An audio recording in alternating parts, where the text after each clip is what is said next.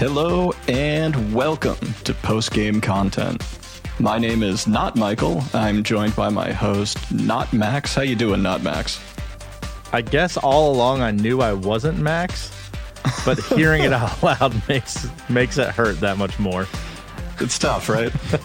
I mean, I'm sure you were like relieved to hear you weren't Michael, but hearing I'm not Max, I mean, that's just what we all strive to be, so better luck next time, I guess. Your lack of a mustache didn't tip you off at all?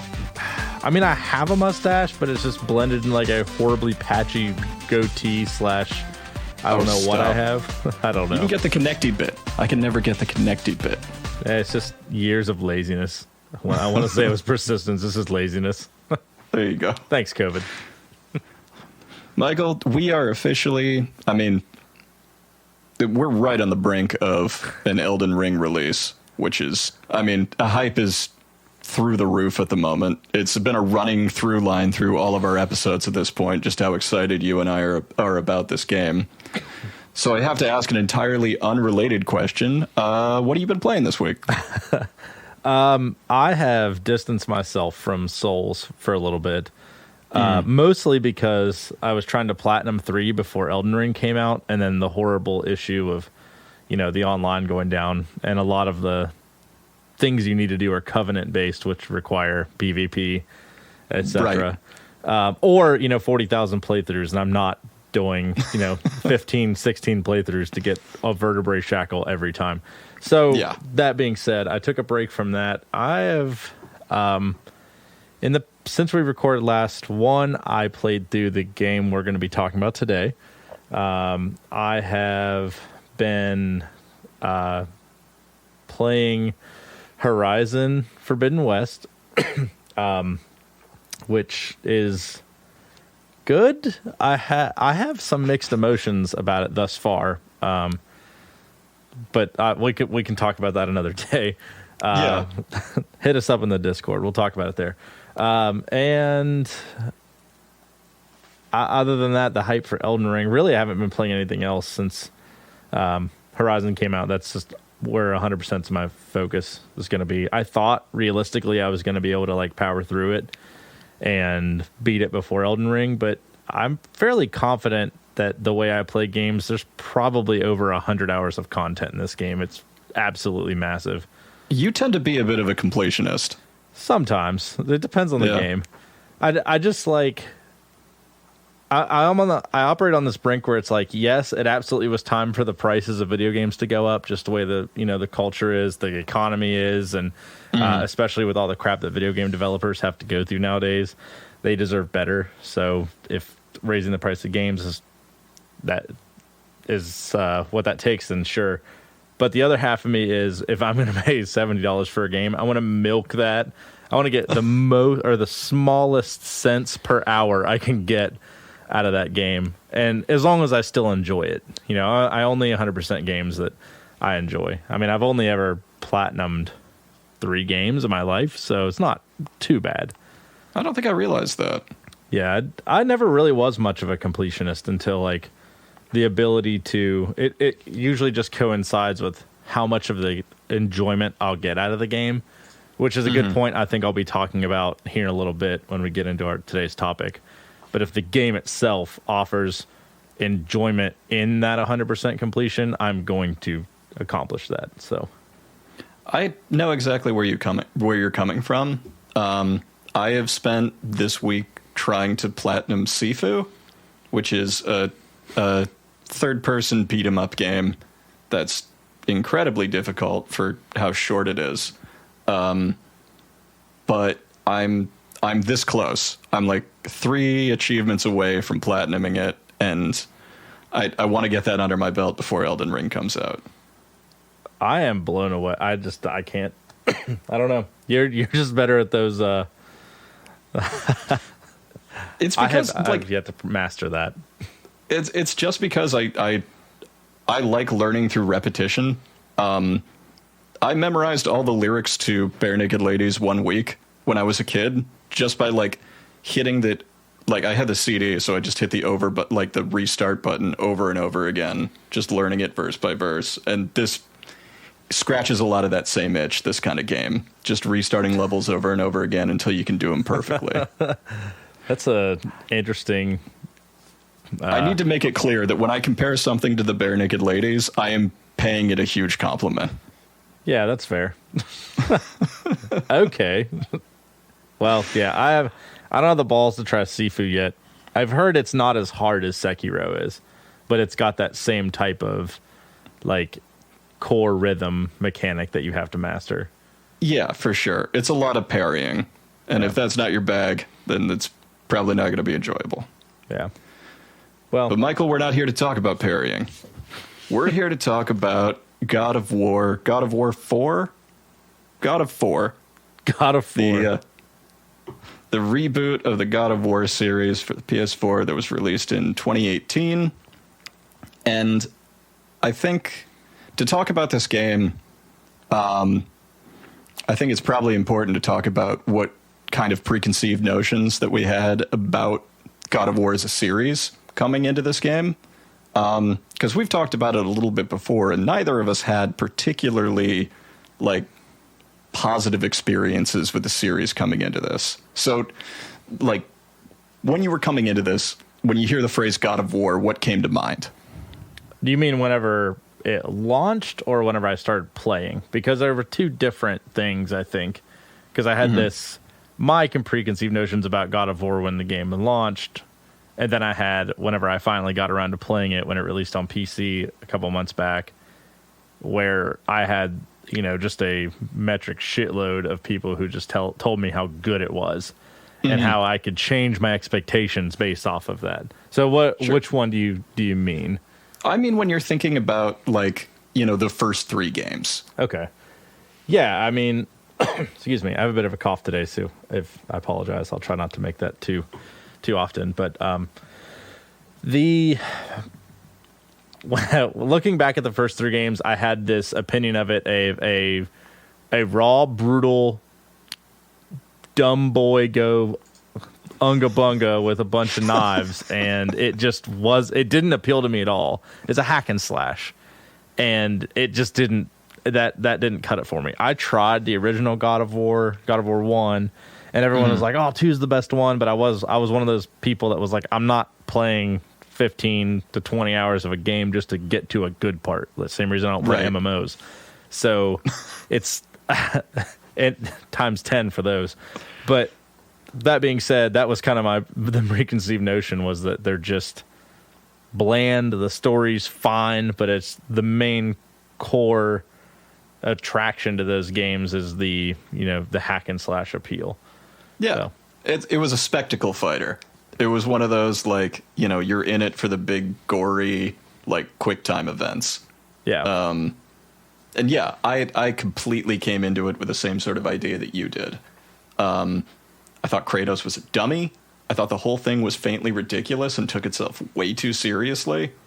And, like, so when they announced that they were rebooting God of War, I think I had the same sort of idea that everybody else did, where it was like, oh, okay, this is God of War. We have like a Last of Us kind of camera angle.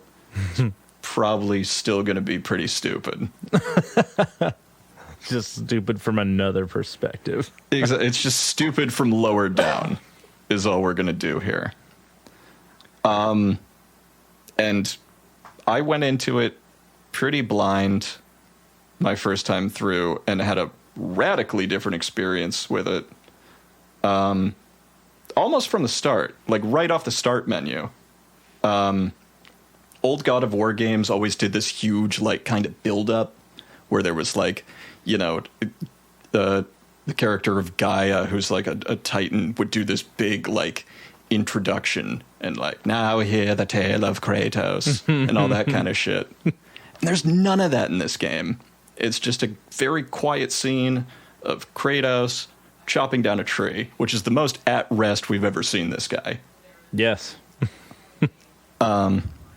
And I thought that was a really interesting, like, the game sort of starts as it means to go on. One of the really fascinating things is that there's no cuts in this at all. You never shift in perspective. the camera always sort of follows around, and it's shot as like one big take, which is really cool. It just, they really committed to this new change in perspective. So rather than giving a whole bunch of context and like setting up a big story, we just have a very quiet scene and a very kind of relatable scene of a funeral to start us off. And we're introduced to our main characters of Kratos and Atreus, his son, who at the beginning is a whiny little shit, and then he'll get better, and then he'll get way worse, and then he'll kind of get better towards the end. I loved this opening scene a lot. And I guess as we go on, I'll probably harp on this again. But I mean, obviously in the, the early days of the PlayStation 2, when God of War came out and then into the PlayStation 3, I think that the desire for games was very much on that hack and slash. Look how much you can do on the screen at once. Look how flashy it can be with all the colors. That's why people were still playing those games. And then as it transitioned into like the PlayStation 3 with Heavenly Sword, and then God of War 3, kind of captured this a little bit. It was still a lot about the spectacle, but it transitions into this, oh my God, like it was like the art community reached out and was like, hey guys, we have a new way. We have a new way to tell stories. We have a new way to put things into a perspective, to really put people in, just like a movie, put people into the shoes of the main characters. And God of War, this game, especially in the starting scene here, is the perfect example of why gaming has never been better. I'm not saying there's not been good stories in other games, obviously, in the past. Like, that's clearly the case. Yeah. But, like, the way that they frame this in a movie, obviously, you think about it, how emotionally attached you get to movie characters and whatnot. I mean, even Lord of the Rings, this epic saga, they're telling us a story that we're all so emotionally attached to over 20 years in the course of 9 hours. And in a movie, it's an hour and a half. And they take that, the ability to tell the story and put this scene together that tells you so much. And even, if you know anything about God of War, it's just the fact that Kratos killed all the gods of Greece because he had a vendetta and he was pissed off. Everyone knows that. That's, if you even know what video games are, you know that. Yeah. So walking in with just that little bit of knowledge, which just is about as much as I had, they did such a good job of this opening scene painting emotion and pain and introducing a new character in just like the first 5 minutes and setting up their relationship between them that foreshadows the rest of the entire game. So I just don't have enough good things to say about this intro scene. It was phenomenally done. And there's a lot of really small moments in this intro scene that I think do a good job of setting up Kratos as, a distant father, but a father. When they finally like light the fire on the funeral pyre, and Atreus grabs his mother's knife in like a last minute, like I want to have something of her kind of moment, and burns his hand. Kratos packs up a little bit of snow, hands it to his son, and says, "Squeeze." And it's a really small thing, but Kratos was not a character that was capable of that in any of the games beforehand, who couldn't process a thought more complex than like, that thing is in my way, kill it. Yeah, absolutely. No, I think that especially at the beginning of this game, whenever they use, I mean, literally everything around them, they use the house, they use the funeral pyre, they use even the intros to battle and things like that, all in the vein of setting up the relationship between Kratos and Atreus. And obviously that's what this game is about, is just expounding on that relationship. Regardless of which portion of the game you're in, that's what this entire game is about. So buckle up, because it's about to get emotional. Emotional damage. Guess what, dickbags? You're going to feel things. Yeah, which is, again, not what I thought was going to happen whenever I started playing God of War. So I expected to walk into this game with everything I heard about it, to have a good story with a hack and slash gameplay, but it was very much strategic combat, and I love that. You know, button combos and just really very meticulous battles. Like, none of the battles were particularly hard outside of the Valkyries, but man, were they meticulous. So anyway, we can move on.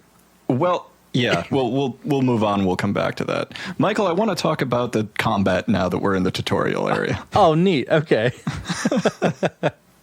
Because, like, okay, so we go on a hunting expedition with our son, and this is where we get introduced to a lot of the main elements of gameplay. You know, we start to get our feet wet a little bit, and combat is the first one. I like that you describe the combat as strategic, because that's how I felt about it. You know, a big part of it is that I felt almost every fight was kind of a puzzle in terms of prioritizing targets, you know, taking them out first, and sort of grouping areas and doing a little bit of crowd control.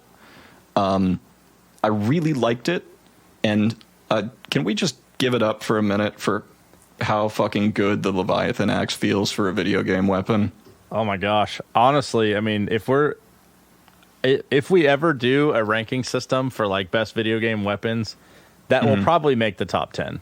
Like, it would have to. It just it feels so good. There's a satisfying like crunch when it hits enemies. There's the throw and pull back, the whole Thor's hammer bit. Like, it just is.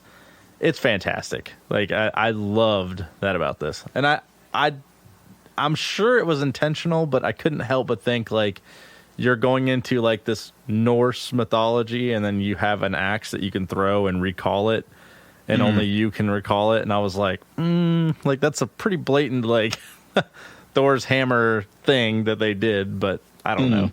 I just thought that was well. Then cool. they tie it in with the narrative, because right.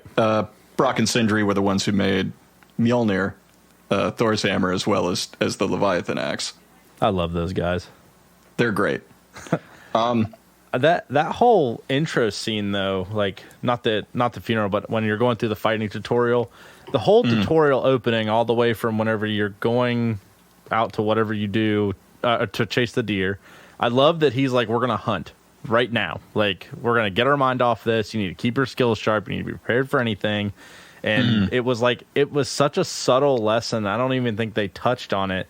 But I knew, just playing as Kratos in that moment, just the limited time I had with him, the lesson he was trying to teach his son was, it doesn't matter what emotions you're feeling, whether it's anger or pain or sadness or even crippling depression, like you're probably feeling at this moment, you have to get up and you have to keep going.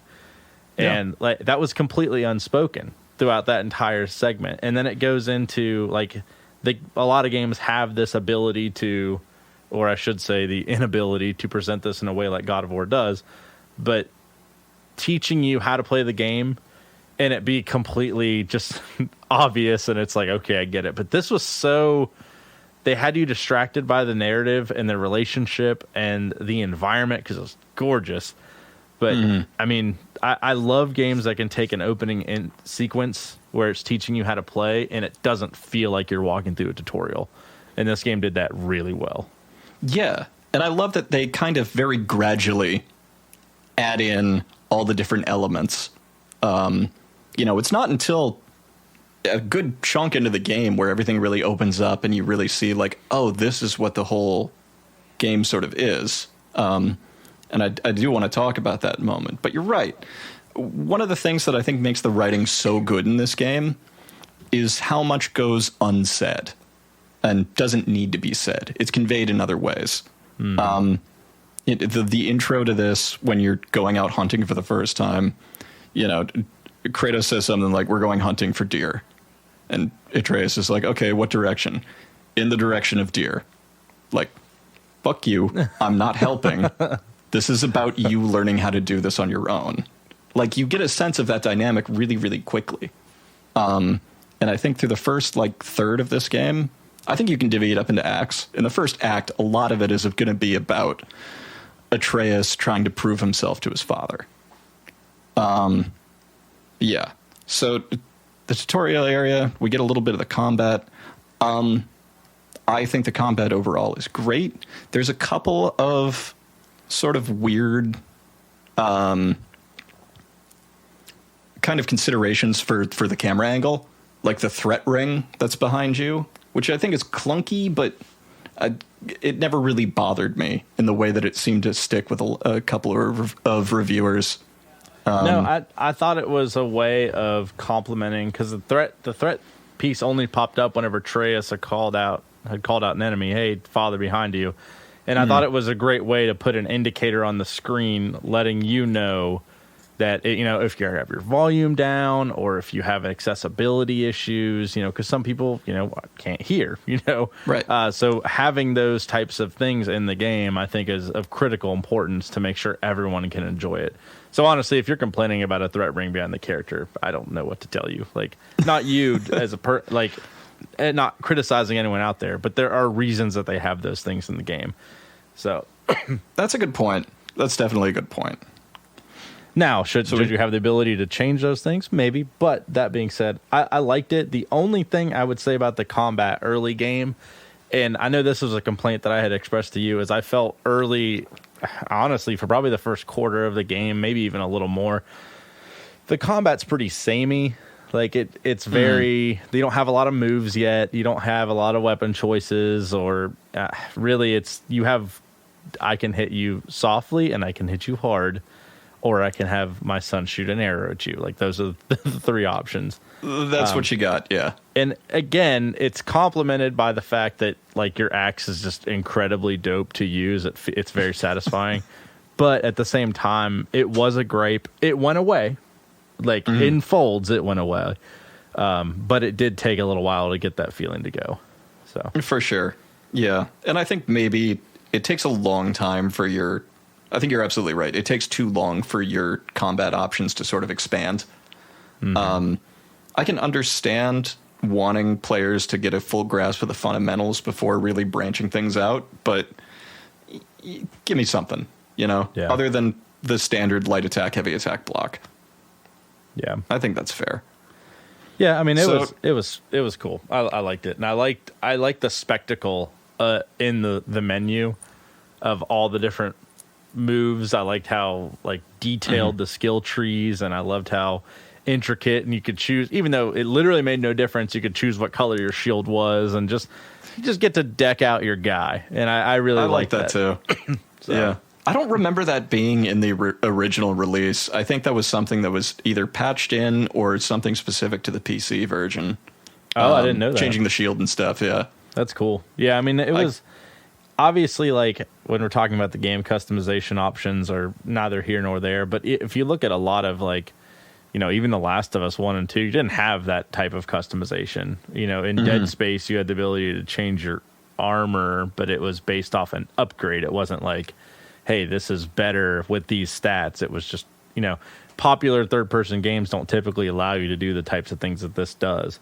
At least in the level of granularity that this does, where they all have a specific stat boost. Now, Horizon does something similar, but point being, the spectacle of it was what really impressed me, because a lot of times it is very generic looking, and this was, you felt cool, you felt up close, and it felt like, even though it literally, Kratos didn't give a shit if he was naked or not, like he didn't care, but it just added a lot to the they were trying to make you connect and feel like you were playing Kratos, or you were Kratos, with all the emotion that was conveyed in this game, and I think that just added another layer of that connection.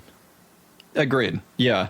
I think that's a really good point, is that there's a level of customization here, which was not apparent in the original, trilogy of games. There's some light RPG elements. We can have a conversation later about how much those actually impact gameplay. But you do get a sense of, okay, I find myself using runic attacks a lot. There are, there are armor sets and character builds that complement that. That's really interesting. I appreciate that. And you're right. I think that does start to break down that wall a little bit between you and the character. Yeah, for sure. And what I liked about this game too, and because a lot of the games have skill trees, but it's like when you unlock your skill trees, it's here's everything that you can do now. You can do any of these things at any given time. Just pop them off.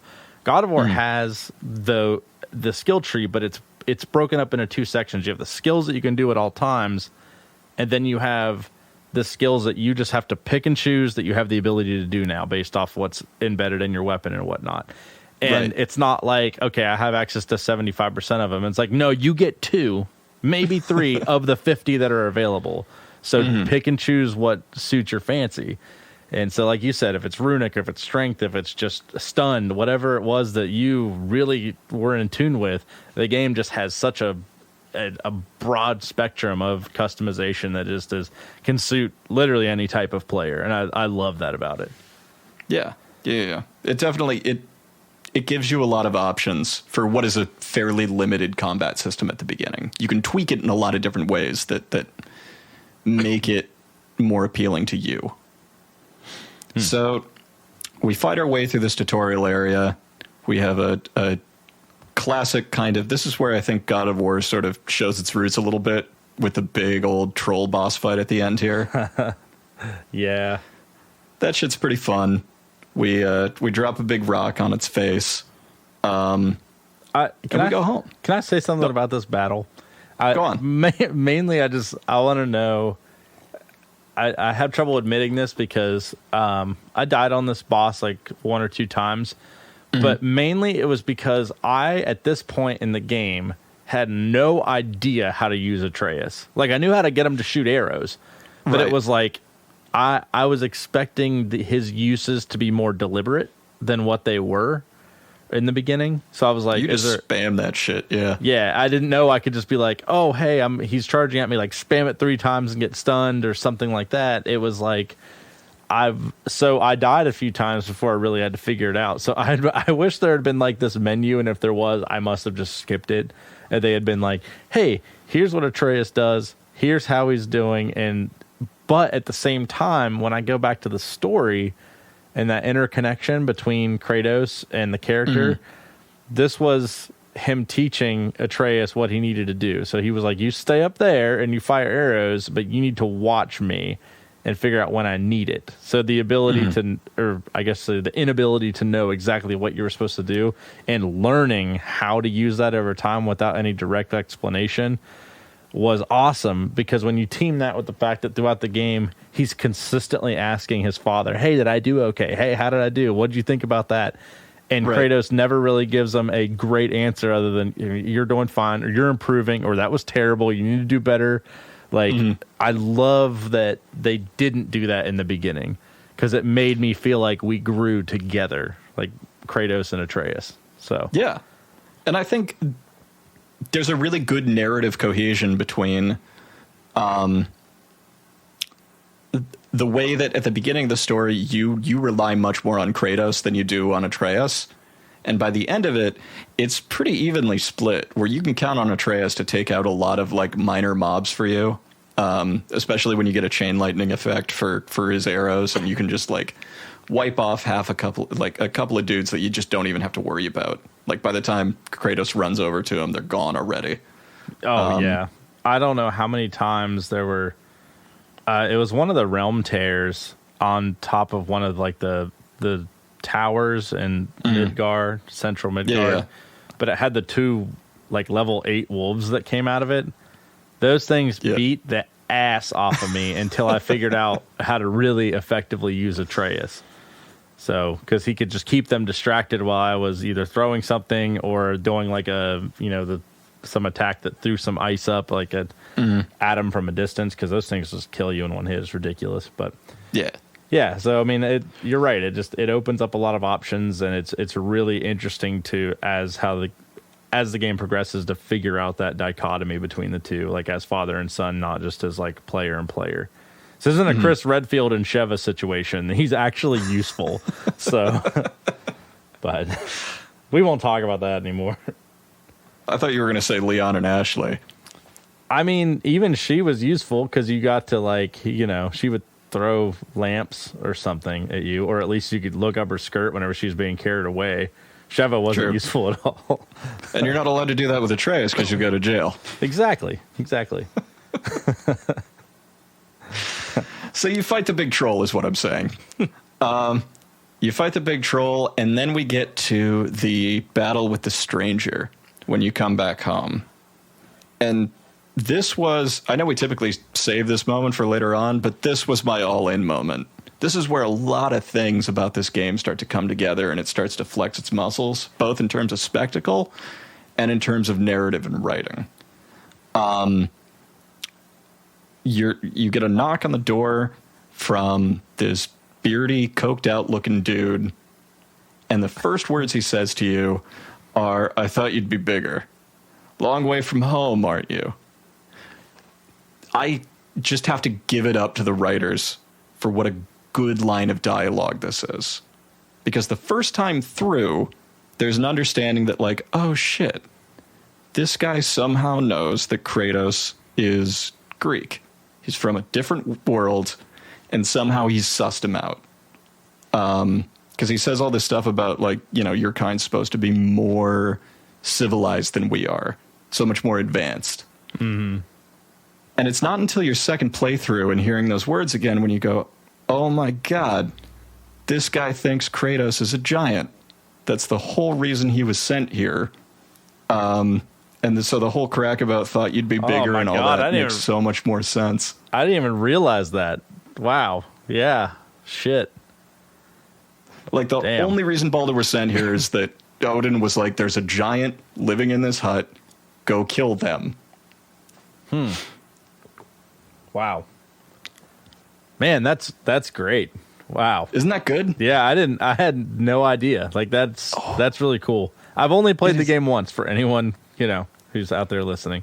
Mm-hmm. No, but it's one of those things that, like, you wouldn't catch, and I think it is such a good piece of writing.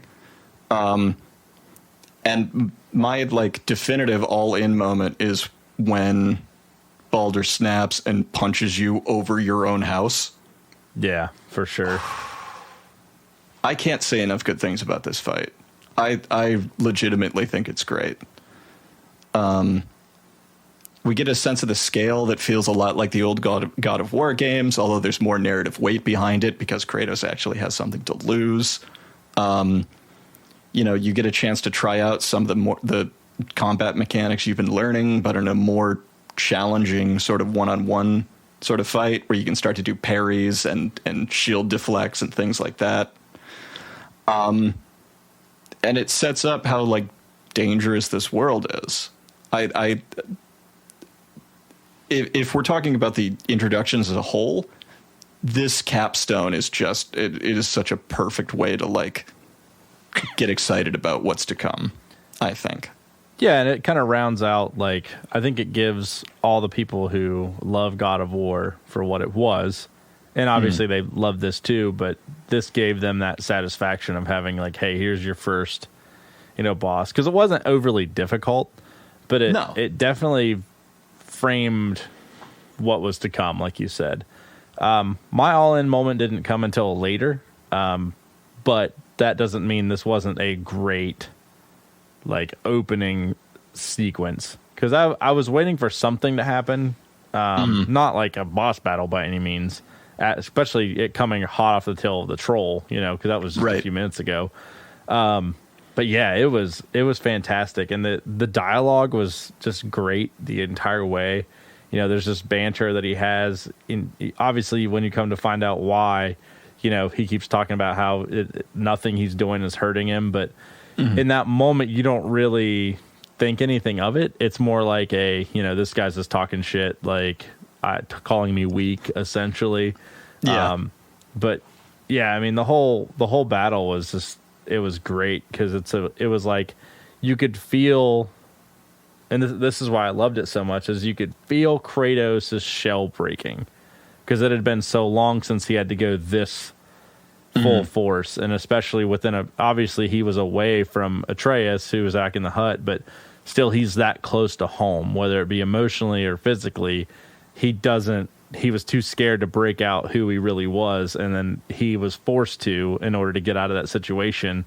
And you could just tell, like, whenever he's walking back after he kind of throws the stranger over the cliff, walking back to the hut and kind of recomposing himself and getting ready to, tell his son that they have to, excuse me, that they have to go.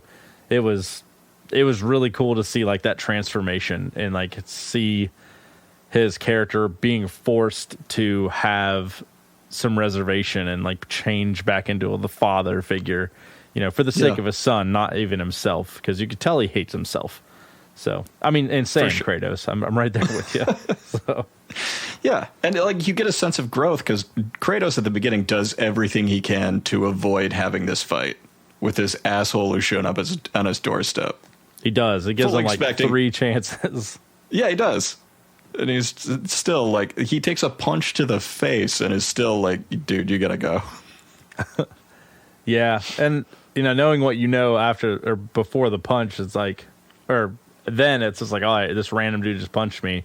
Then when you come to find out, it's like, that couldn't have felt good in that moment. That punch to the face could not have just been like a normal dude punching Kratos. It had to hurt. Right. So, yeah, it was good. And it just, excuse me, it just slingshots the whole game from there. Like everything just kind of moves forward at such a rapid pace. And there's so many cool, huge world moments in this. Not everything is just right in your face. Some things are just like in the distance, and it's just awesome. Just the world that this game sets up for us. Yeah, for sure. And from this point on, we come back to the house, we grab Atreus, and we're like, all right, we're gonna go fucking do this shit. And one of the things that I think is really strong about God of War's narrative is that there is a singular goal throughout the entire game. We've got Mom's ashes. She told us to go to the highest mountain. We got to spread her ashes. And everything that happens off of that, all of the setbacks, the occasional distractions, ultimately the goal of reaching the summit of the mountain is the end game. And we never stray from that. It gives the narrative this sort of forward momentum. And what I really like about it is that it is a sympathetic goal, it's a relatable goal, and it's comprehensive. We're not setting out to save the world. The stakes aren't super high at the beginning, but it is a noble goal that makes you want to root for these two characters as they set out into the world. I think it's a really, really strong foundation to build a story around.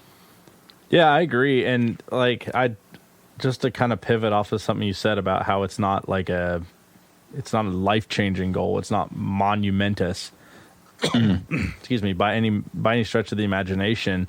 Although it's important to them, I love how it's just such a testament to Santa Monica, how they weaved the entire story off of something that was just so incredibly personal, not just to, Atreus, or not just to Kratos, but to the son.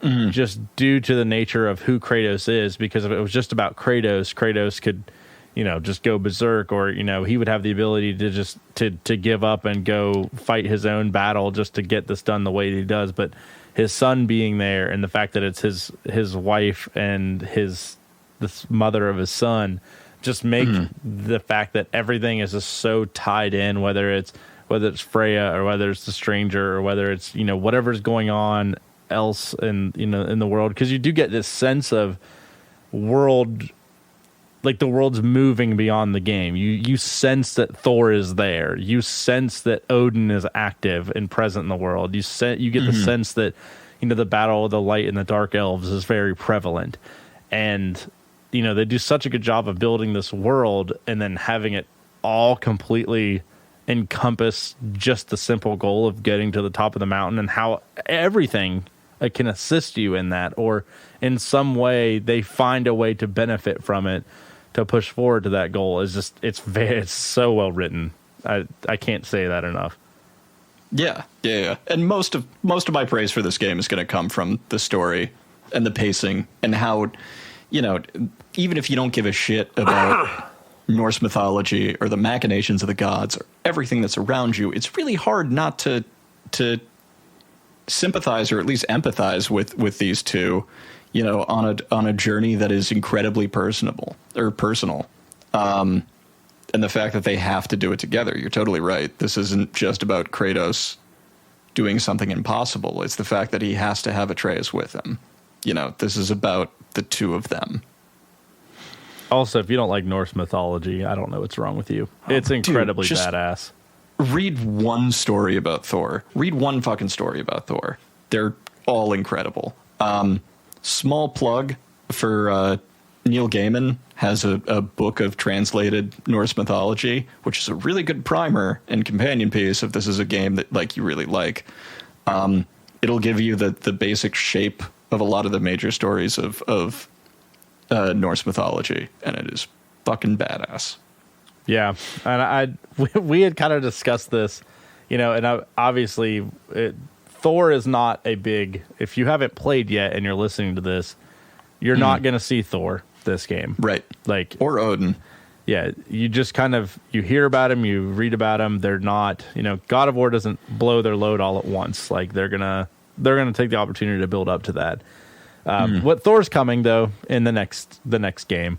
But that being said, the reason I bring that up is that like I wanted to touch on like the dramatization of Norse mythology and the culture surrounding the Norse mythology thanks to Marvel. Throw it out the window. Just throw it all out the window. The Norse are all drunk, evil bastards that just want to murder, pillage, rape, and steal.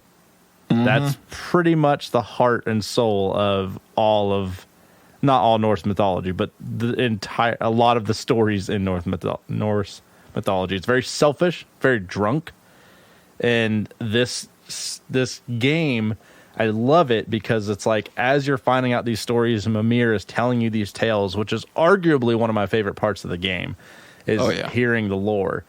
There's just such a juxtaposition between your characters and the mission they're on and the values that Kratos is trying to instill in Atreus and then the world that they're in. So it creates kind of like a, you know, every story has that like undertone of like an agenda. I shouldn't say agenda, but just a message they're trying to get through. And this one is, you know, despite everything being shit, you know, not so blatant, but just despite how awful everything is in the world you're in being so cruel, you can be the one that inspires that change. And you see that message come through near the end with Kratos and Atreus as he starts his transformation when he finds out his secret. So it's very light in the beginning and it hits you at the end, but the juxtaposition of the world that they're in, the new world that they're in especially, and Kratos and Atreus fight to maintain their goodness is just such a good underlying plot point that just kind of carries the story forward with the momentum it already has from just being a great story. Yeah.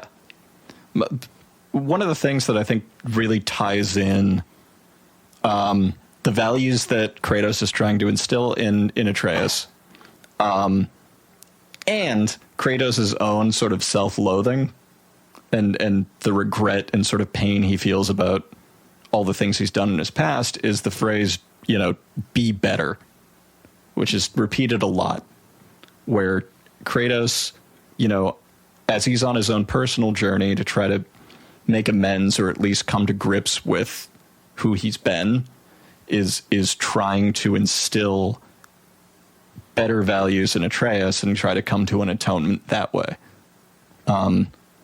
Which is, you know, it works from a mythological standpoint, and it also works from a very personal standpoint. It's really well done. Yeah, for sure.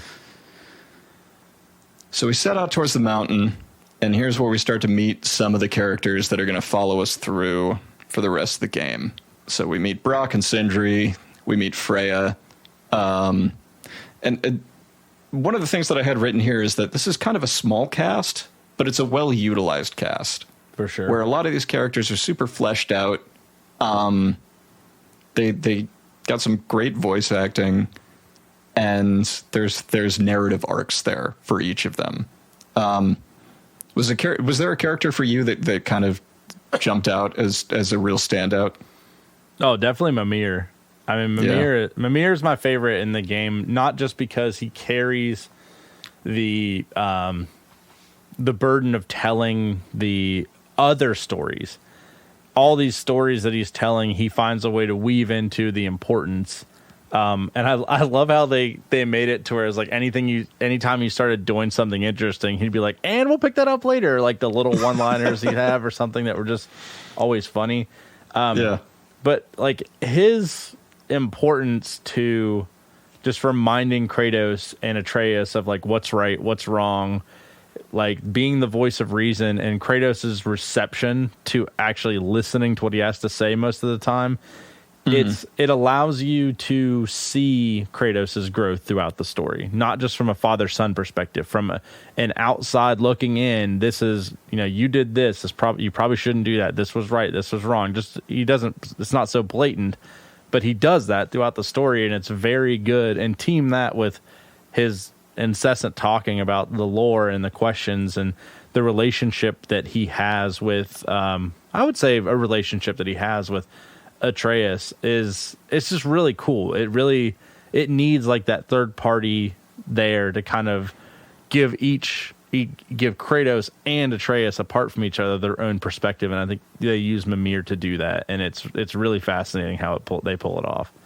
Yeah, Mimir wears a lot of hats throughout this game, I think, where he is the comic relief. He's also sort of like, as the player, our sort of way into the rest of the world and the lore. And he serves as the sort of moral, like, check of the group. I think you're absolutely right. Where, he'll have a lot of conversations with Kratos that no one else will, about saying, like, you got to tell your kid. You got to tell your kid. Yeah. Yeah, I 100% agree. Mimir is a standout. I mean, there's one of the nice things about not having a ton of characters is I don't think there's a weak one in the bunch, really. No, and I think that another one of the reasons that I like Mimir is, and before we moved on, because I definitely want to talk about yours as well, but the reason I like his character is that he is, in every sense, and how he acts in this game, that is an integral part of his lore in actual Norse mythology. He was tied to the tree, he was beheaded and kept, and he just knows everything because he's been around, and that level of knowledge and his insight that he has in the game is not something that they made up or something to carry that perspective and dialogue throughout the game. It's pulled right out of mythology and used in a way to carry the story forward, and in this perspective, it's brilliant how they did that, and that's why I have such appreciation for his character. Yeah, most definitely, and you get the sense that Mimir is more worldly than a lot of the characters that you'll meet. He's the only one that can identify Kratos as the Ghost of Sparta. Like, it's insane that he knows that title.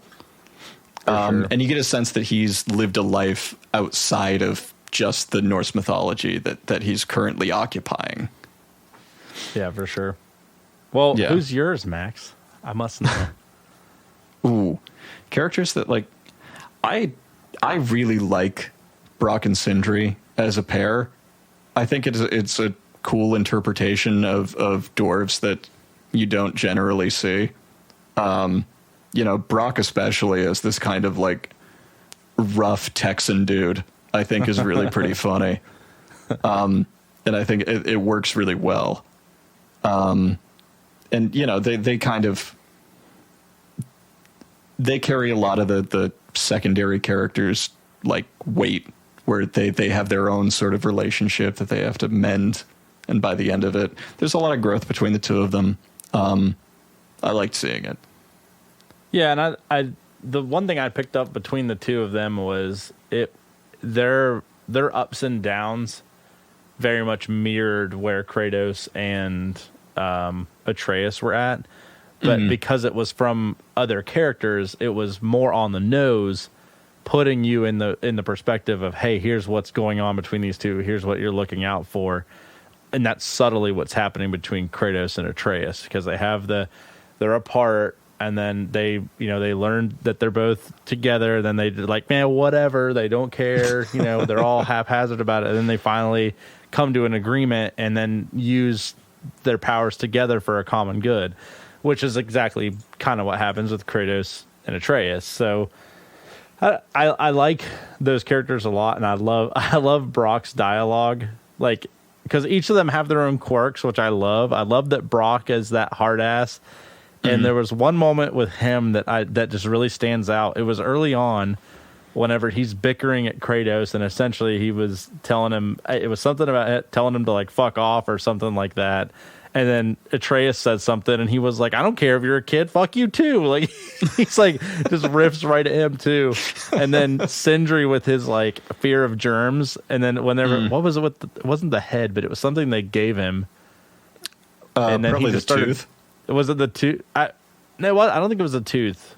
It was, maybe it was. I don't know. He just started vomiting, and he was like, "I gotta go," and starts puking in the back. I love that, like, because there's absolutely no reason they had to include that. Like, it was just something that they made to add more life to that character, and it's very, very interesting. I think you got a sense that whoever animated both Brock and Sindri had a lot of fun with it. Oh yeah. And you need that humor, because a lot of the a lot of the game is very dark and grim, especially listening to Mimir's stories about death and torture and rape, and like, they're just kind of brutal. Like, but yeah. I do want to give like a shout out, and I know we'll talk about this and have already, but like the character growth and of Kratos cannot be overstated in this game. It is just phenomenal. That's all I'm going to say about it, because I'm sure we'll talk about it more later, but like, it's just a big big high five to you, Kratos. Yeah. So look at you, man. look at you. Real dudes rock energy. Oh my gosh. So we work our way through this pretty linear progression where we're introduced to a lot of the main characters that we'll see throughout our story. We get a compass. That's nice.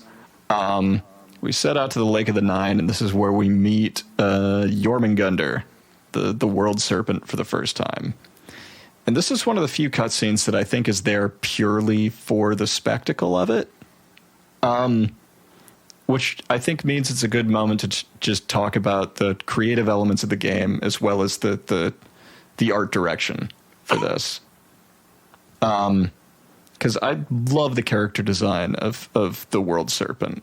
I don't know how you make a gigantic, world encompassing snake and make it look kind of friendly. It has like sort of this personable beard. Santa Monica Studios got arms, interpretation. man. How's he gonna shave? All right, come on.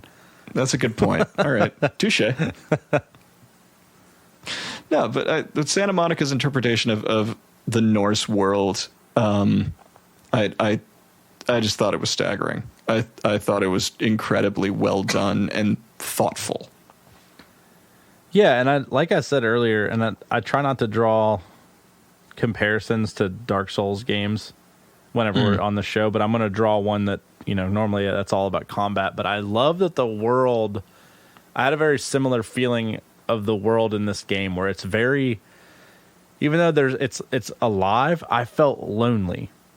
Like, as I'm moving through this, obviously Atreus and Mimir were there with me for the majority of the game, but like, I just felt like, even though they were there, we were the only ones there, and other than us and the Forsaken, or that all the dead shit. Yeah, and I hated it, but I loved it at the same time, because I think that it's, if you can make the world make me want to explore it that much more, because it's actually really the exact opposite of what I'm used to. I'm playing Horizon right now, and you can't go 5 seconds without running into a living creature in any direction. So like, moving in an area to where you're, whether it's deliberate or just exploring, the world is just dead, but it's still gorgeous. Like, it just looks great. And while, like I said earlier, it feels alive at the same time. Like, you could look off in the distance, you see the world serpent, and you can hear it breathing, and you can see even up on the mountaintop its scales moving as it's breathing, and it's just like the water moving in the distance, and just, it has a pulse to it, like that not a lot of games can capture with that just size and scope. So, I mean, and just the colors, the world is not bright. It's very dull, but obviously if this was bright and shiny, it would kind of offset the feel of the game outside of whenever you're in the witch's woods right before you get to the giant turtle boy. But other than that, it's very dark and dull, and it just matches the tone really well. So as far as like creativity in the game, they took a lot of care to make sure that tonally the game was sound top to bottom, and the world that you're in matches this idea of death and, you know, a journey that is plagued by failure and forgottenness, and in a land of the unknown, and just like they just matched the tone so well of what the story was setting with the spectacle it's placed in. So big shout out to Santa Monica for that. It's huge. Most definitely. And the world, you're right. Despite the fact that it's lonely and it's, you know, absolutely barren, it does feel like at one time it was lived in. You know, you see the ruins of towns or like shipwrecks and things, and there are signs that there was once a bustling sort of civilization here, but it feels like you just missed it. Yeah, it's funny you say that, because I can remember one specific time that it was after the lake had already lowered, and I was rowing back to the center bridge, and I just kind of looked up as I was rowing, and I was like, wow, like it just looks really cool. You can see the world serpent in the background, and I was like, I thought to myself, I wonder what this is like, or was like whenever everyone was here. I wish that I had like artwork of like people walking on the bridge and stuff like that. So I made that connection without even thinking about, you know, how the game works and the mechanics of the game and how artful it is. Like just thinking, being in the world, wow, I want to see what this is like whenever it's alive and bustling. So and like you said, you do really feel like you just missed it. I 100% agree with that. Yeah. It's a tough line to hit, right? That it's not a world that's completely dead, but also there's nobody fucking around. Yeah, and that's why I bring up the world of Dark Souls too, because I very much feel the same way. Like I just missed it. You know, I missed I missed before all these people went undead and like all this stuff. In God of War, it's a very similar feeling, especially like even when you're down in Helheim. You know, when all the spirits are going by and things like that, but the Valkyries are missing. And then you get all the way at the end, and there's like the guardian guy that makes sure everyone that's dead is dead. And you look on and see like, excuse me, you look on and see the crow, and it's like the world itself, it's alive, and even everything that's actually living is just distant and untouchable. And like, so just the way that they present that stuff is just it's very interesting. And even as you go from like realm to realm, they do a great job of capturing what the life was like in those realms. You know, even the ones that are just very, you know, very sparse and you can't go into them very far. Like, was it Nilfheim? The poison area. Niflheim. Yeah, Niflheim. When you're in there, it's just a crowded bog of poison, and it's like the whole idea, the whole vibe that they instill there obviously is the fact that like there's nothing you can do here. But when you walk in, before you even figure out what is at the end of that corridor, you like look out over the edge and like you're like, oh my god, like no one would want to live here. This is what actually happened in each one of those. When you got into them, the vibe is very much portrayed before you even find those things out. Yeah. So I really appreciated that about it. Obviously, I didn't know what all those realms were going in. I didn't delve that much into mythology. So if you guys did, good for you, but I did not. So Santa Monica Studios has said in the sequel you will be able to travel to all of the different realms, which I am so excited for, just based on how well and how differently each of those realms is presented here. Like the handful that we get to see, I think have such a distinct kind of energy about them that, you know, they don't feel like just a different part of Midgard. You know, they all feel like they have a character all their own to them. That's cool, because there was still a few you couldn't access. Yeah, I'm pretty sure in the game, like 3 of them maybe that you just never touched. And even so, I mean, if we have the ability to access all the realms, I'm sure there will be a different area we'll be able to get to. Because I know, like, you walk into the Jotunheim and there's just only the story elements, you know, just that brief area. And the same with Niflheim and the Muspelheim or whatever it is, the fire area. Yeah. So. Yeah, we haven't even seen Asgard yet, which I'm very excited about. I thought that's where the game was going to end up, like you'd go to Asgard, but obviously that's what's coming in the future. So we'll get there, though. Yeah, we will get there. So from the Lake of the Nine, that's sort of our hub for the rest of the game, and this is where God of War sort of fully becomes itself, I think. You know, this is where you'll get the opportunities to explore. You'll go on side quests. You know, you can forage for resources, for upgrading new armor. And when you've done a little bit of that and gotten a sense of it, you get back on the main route. You'll have your small detour into Elfheim. And the only thing I'll say here is that the game does this a couple of times where it'll yank an objective away from you. You know, you're at the base of the mountain, and then all of a sudden, oh no, it's the Black Breath or something. You know, we can't get there. We need to go and do this other thing first. And if I have one criticism of the narrative, I've never been a fan of this kind of storytelling where it's, you know, it feels like a fake out to try to get you from one place to another. No, I agree, especially whenever there's been other critical elements of the game that you could hearken to where you'd be able to just be like, oh, well, why couldn't you have just done the thing you did back there to solve this issue? Right. It's like, Kratos, I've seen you jump 75 feet into the air and then punch the top off of a mountain before. Why can't you just jump over this black fog and then scale the side of the mountain with the sun on your back? Like, I just did that back there. Like, what's the big deal? So I don't know. I agree. I hate that type of thing. I think if you're going to do it, the spectacle needs to be larger, so that way it feels insurmountable. Because a lot of the challenges they put in front of you don't feel that way. Like the gate of the Jotunheim being crushed during that battle, that made sense. Like, oh my God, it's crushed. Like, we literally can't do anything about that. We got to find another way.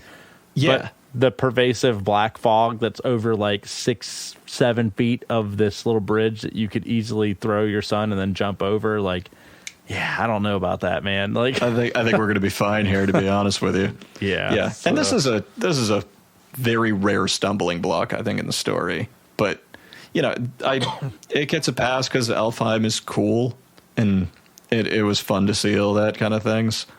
But yeah, so we make it back from Elfheim, and I said at the beginning that I think you could divvy this story up into 3 acts. And we're approaching the end of Act 1. I think each of these acts is sort of punctuated with a big boss fight at the end. Our first big boss fight is with the dragon. That shit rules. And it's a culmination of, you know, everything we've talked about at this point, where Atreus has really been trying to prove to his father that he's capable, that he's able to survive out in this world. And this fight with the dragon is the first time that Kratos takes some cues from Atreus. Like, we're going to fight this thing. You go left, I go right, and we'll divvy it up that way. It's a really good way to encapsulate everything that's come before it. Right. You know, and you succeed, and the fight is fucking rad. You know, one of the things that I'll say for boss fights in general throughout this game is I don't think they're particularly difficult, but the production value sells them. Yeah, I agree. That was actually one of my only real complaints about this game. I played it on hard difficulty because, again, like we talked about at the beginning of this show, I like to get as much money as I can out of my games, and I have been burned so many times by not playing the hard difficulty and just being bored. Right. And I will say, you know, I didn't not die on some of like the bosses. In the early game, I died on quite a few times, but about the middle of the game, I didn't even get hit. In the final boss, like with you and Boulder, I didn't even get touched. Like I just beat the ever living snot out of that guy. Other than the Valkyrie Queen, she stuffed my face in the dirt quite a few times. She caved me in. Yeah. But I think that's the whole Valkyrie conversation is its own thing that we could discuss, because that's probably one of my favorite things about this game. That being said, though, I mean, the bosses themselves, like you said, the spectacle. I need to stop using that word. You said it once, and now it's just in my head. The presentation of the bosses is what sells them. You're right; they're not particularly difficult, but what I like about it is, even though they're not difficult, you get a feeling as you're playing it that they're not difficult because of your mastery of your sets of skills, or a particular quick time event that you were able to nail, or there was a piece that, you know, set you up for success before you got there. So I like that you feel like you had something to do, even if the boss was too easy. There was a reason it was too easy, and it was because of something you had done. And I feel like they did a really good job of rewarding you for that. Yeah, I think that's fair. And each of the bosses serves to drive the narrative forward. You know, very rarely does a boss feel like a distraction, or it comes out of, you know, it just feels like an obligation. A lot of the times they are a very direct impediment to your goal, or, you know, the next step forward in the narrative when you start to get into like fighting the Sons of Thor. So we punch a dragon and we make it to the top of the mountain. And this is, I think, the end of Act 1, where we think we've reached our goal, but our princess is in another castle, and we need to figure out how to get to Jotunheim. Your princess is another castle. You don't get your princess, but you get the floating head doctor. Yeah. So. Honestly, there's been worse trades.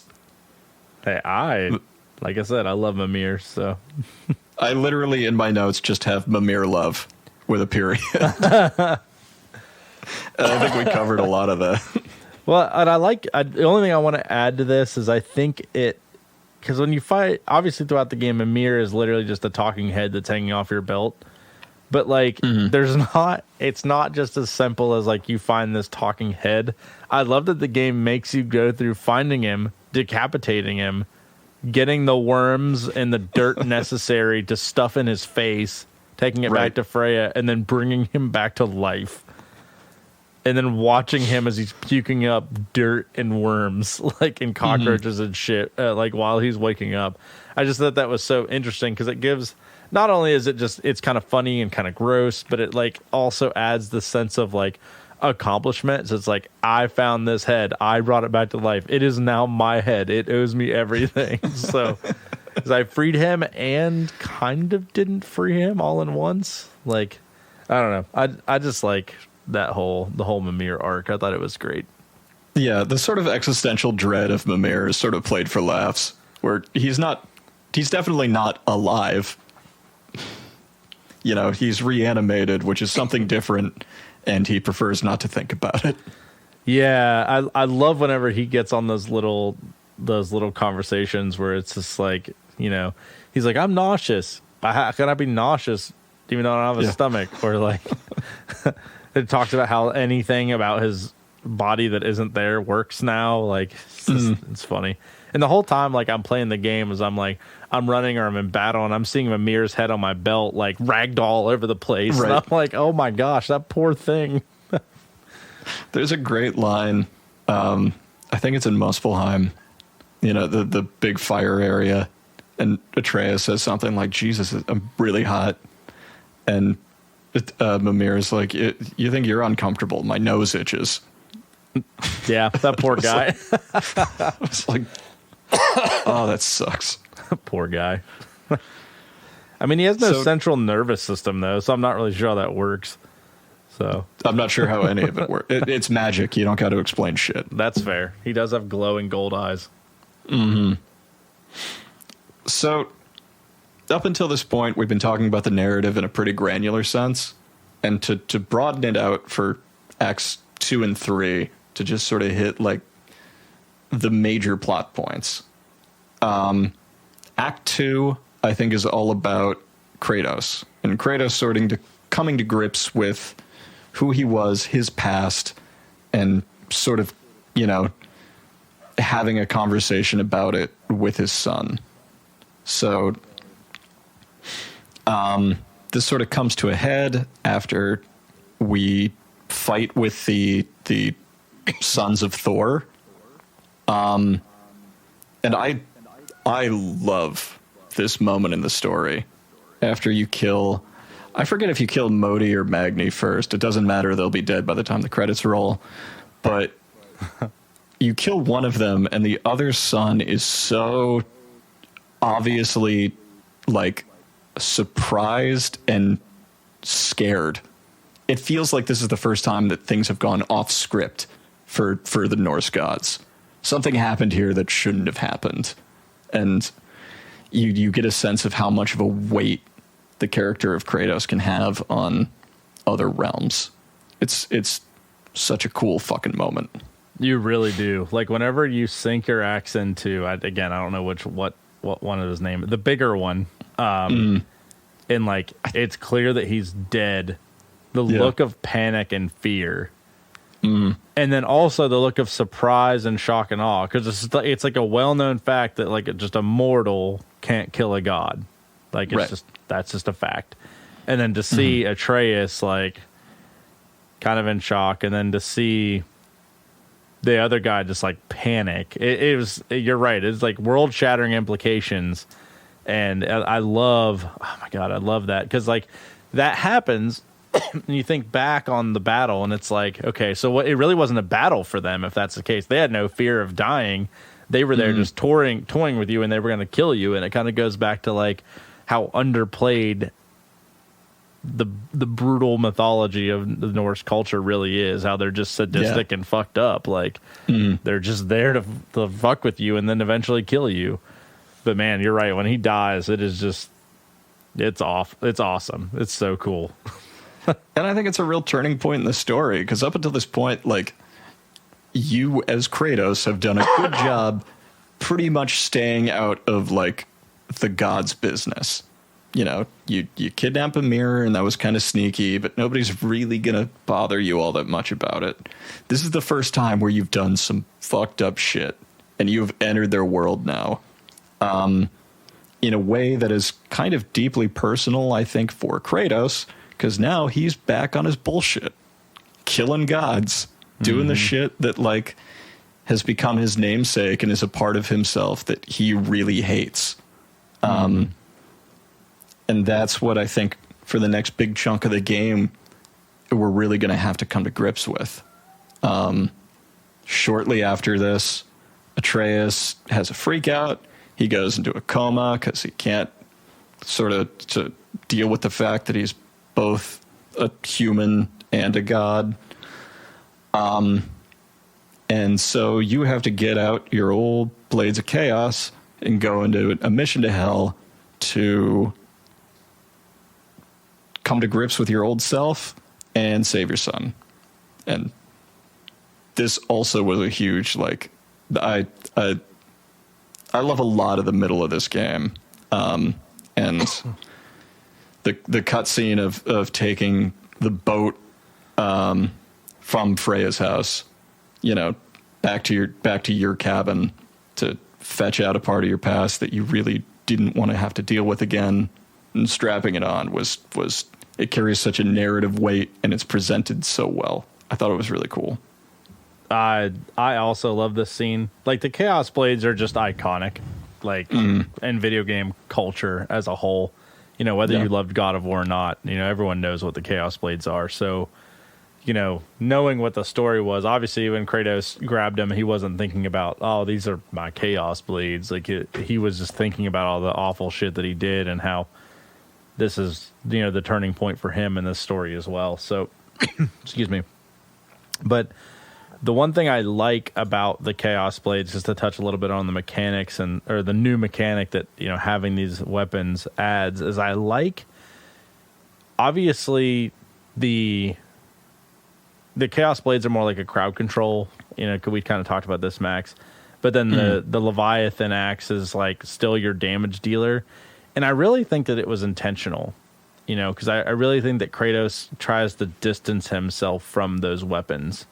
And I like, at least that's how I kind of interpreted it as I was playing, because I still found myself using the Leviathan axe the majority of the time, unless I got into a situation where I needed to use them. And I really feel like that mirrored how Kratos felt about those weapons as a whole. Was, if I need to use these, I will, but these are like my last resort, and I want to only use them to do when it's necessary. And because that's a part of my life I've put behind me, not to mention this is my wife's weapon. And this is me now, not this. And I love how they kind of balance that. I mean, obviously that's player to player. You could have put the axe away and not touched it again. But that being said, like, I loved how the Leviathan axe was still like the primary weapon. And I always attributed it to it just being Kratos's new life that he's hanging on to now, and not the old one.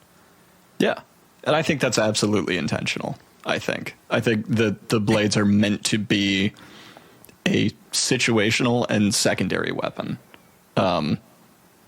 They still kick a lot of ass, and I love all the animations for them, but the Leviathan axe is still your bread and butter and what you'll use 75% of the time, for sure. Yeah, I found myself switching to I would go through my basic attacks and then my runic attacks on the Leviathan axe, and then I would switch to the Chaos Blades, get the runic attacks out of those, and then switch back to the Leviathan axe and just kind of cycle.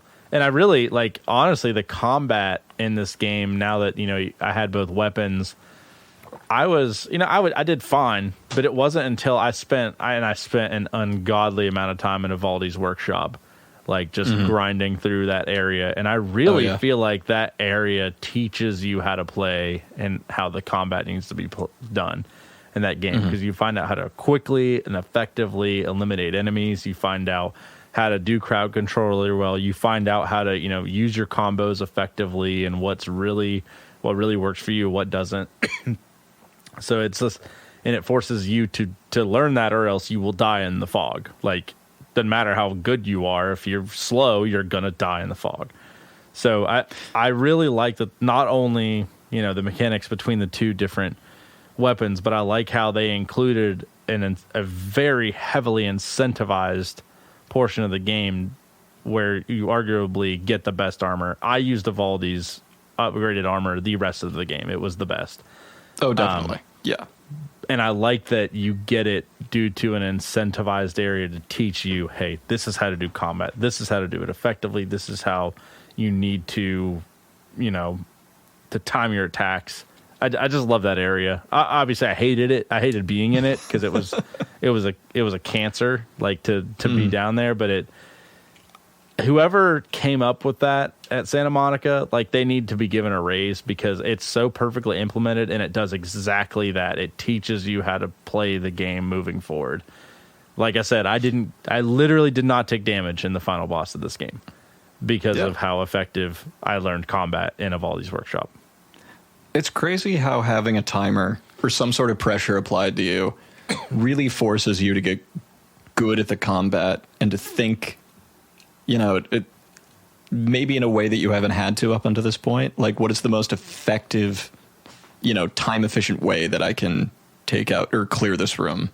Yeah. That's where a lot of the puzzle aspects start to come in. Which targets do I have to take out first? Then I can focus down on this guy, get him out of the way, and move on. Yeah, Evaldi's is incredible for that. It's a pain in the ass, and it sucks ass to be there, but it definitely works very well. Yeah. Also, could we just talk about the worst enemy in the game? It's a close tie, but the worst enemy in the game is the Revenant, hands down. Oh my God. I fucking hate those things. I hope everyone out there listening agrees, because they suck ass. I had such a hard time because what I appreciate is that almost every enemy in the game, it felt like there was a correct way to deal with it. Yes. You know, like there are some enemies that you can stun really easily, but they don't take a ton of damage. Or there are ones that like shock arrows work really well. Revenants hit this weird point where they don't take a ton of shock damage from arrows. They don't take a lot of stun damage from arrows. They move too quickly. And like the only kind of effective way I ever had to deal with them was just like throw all weapons aside and punch them to death. Yeah. Yeah. And like that was the only enemy I found that if it was even one level above me, I couldn't deal with it. Like it was just a pain in the ass. Unless it was by itself, but there was the one realm tear that I found at like level 4 that had a 7 and an 8 in it, and I had to wait until like end game to go take them down. Like it was very difficult. That one kicked my ass. I hated that one. I know I got lucky on it. I don't think I could do it again. No, it was really difficult for me. I died a lot on that one. I died more on realm tears probably than any other part of the game.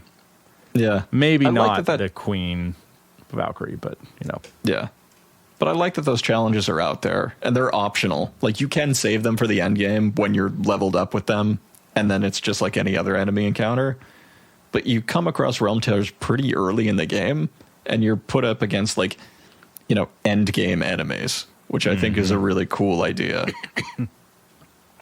Yeah, and I think it gives you a sense of progression too, because it's like I think they intentionally wanted you to run into these creatures and hit that wall and be like, I can't do this.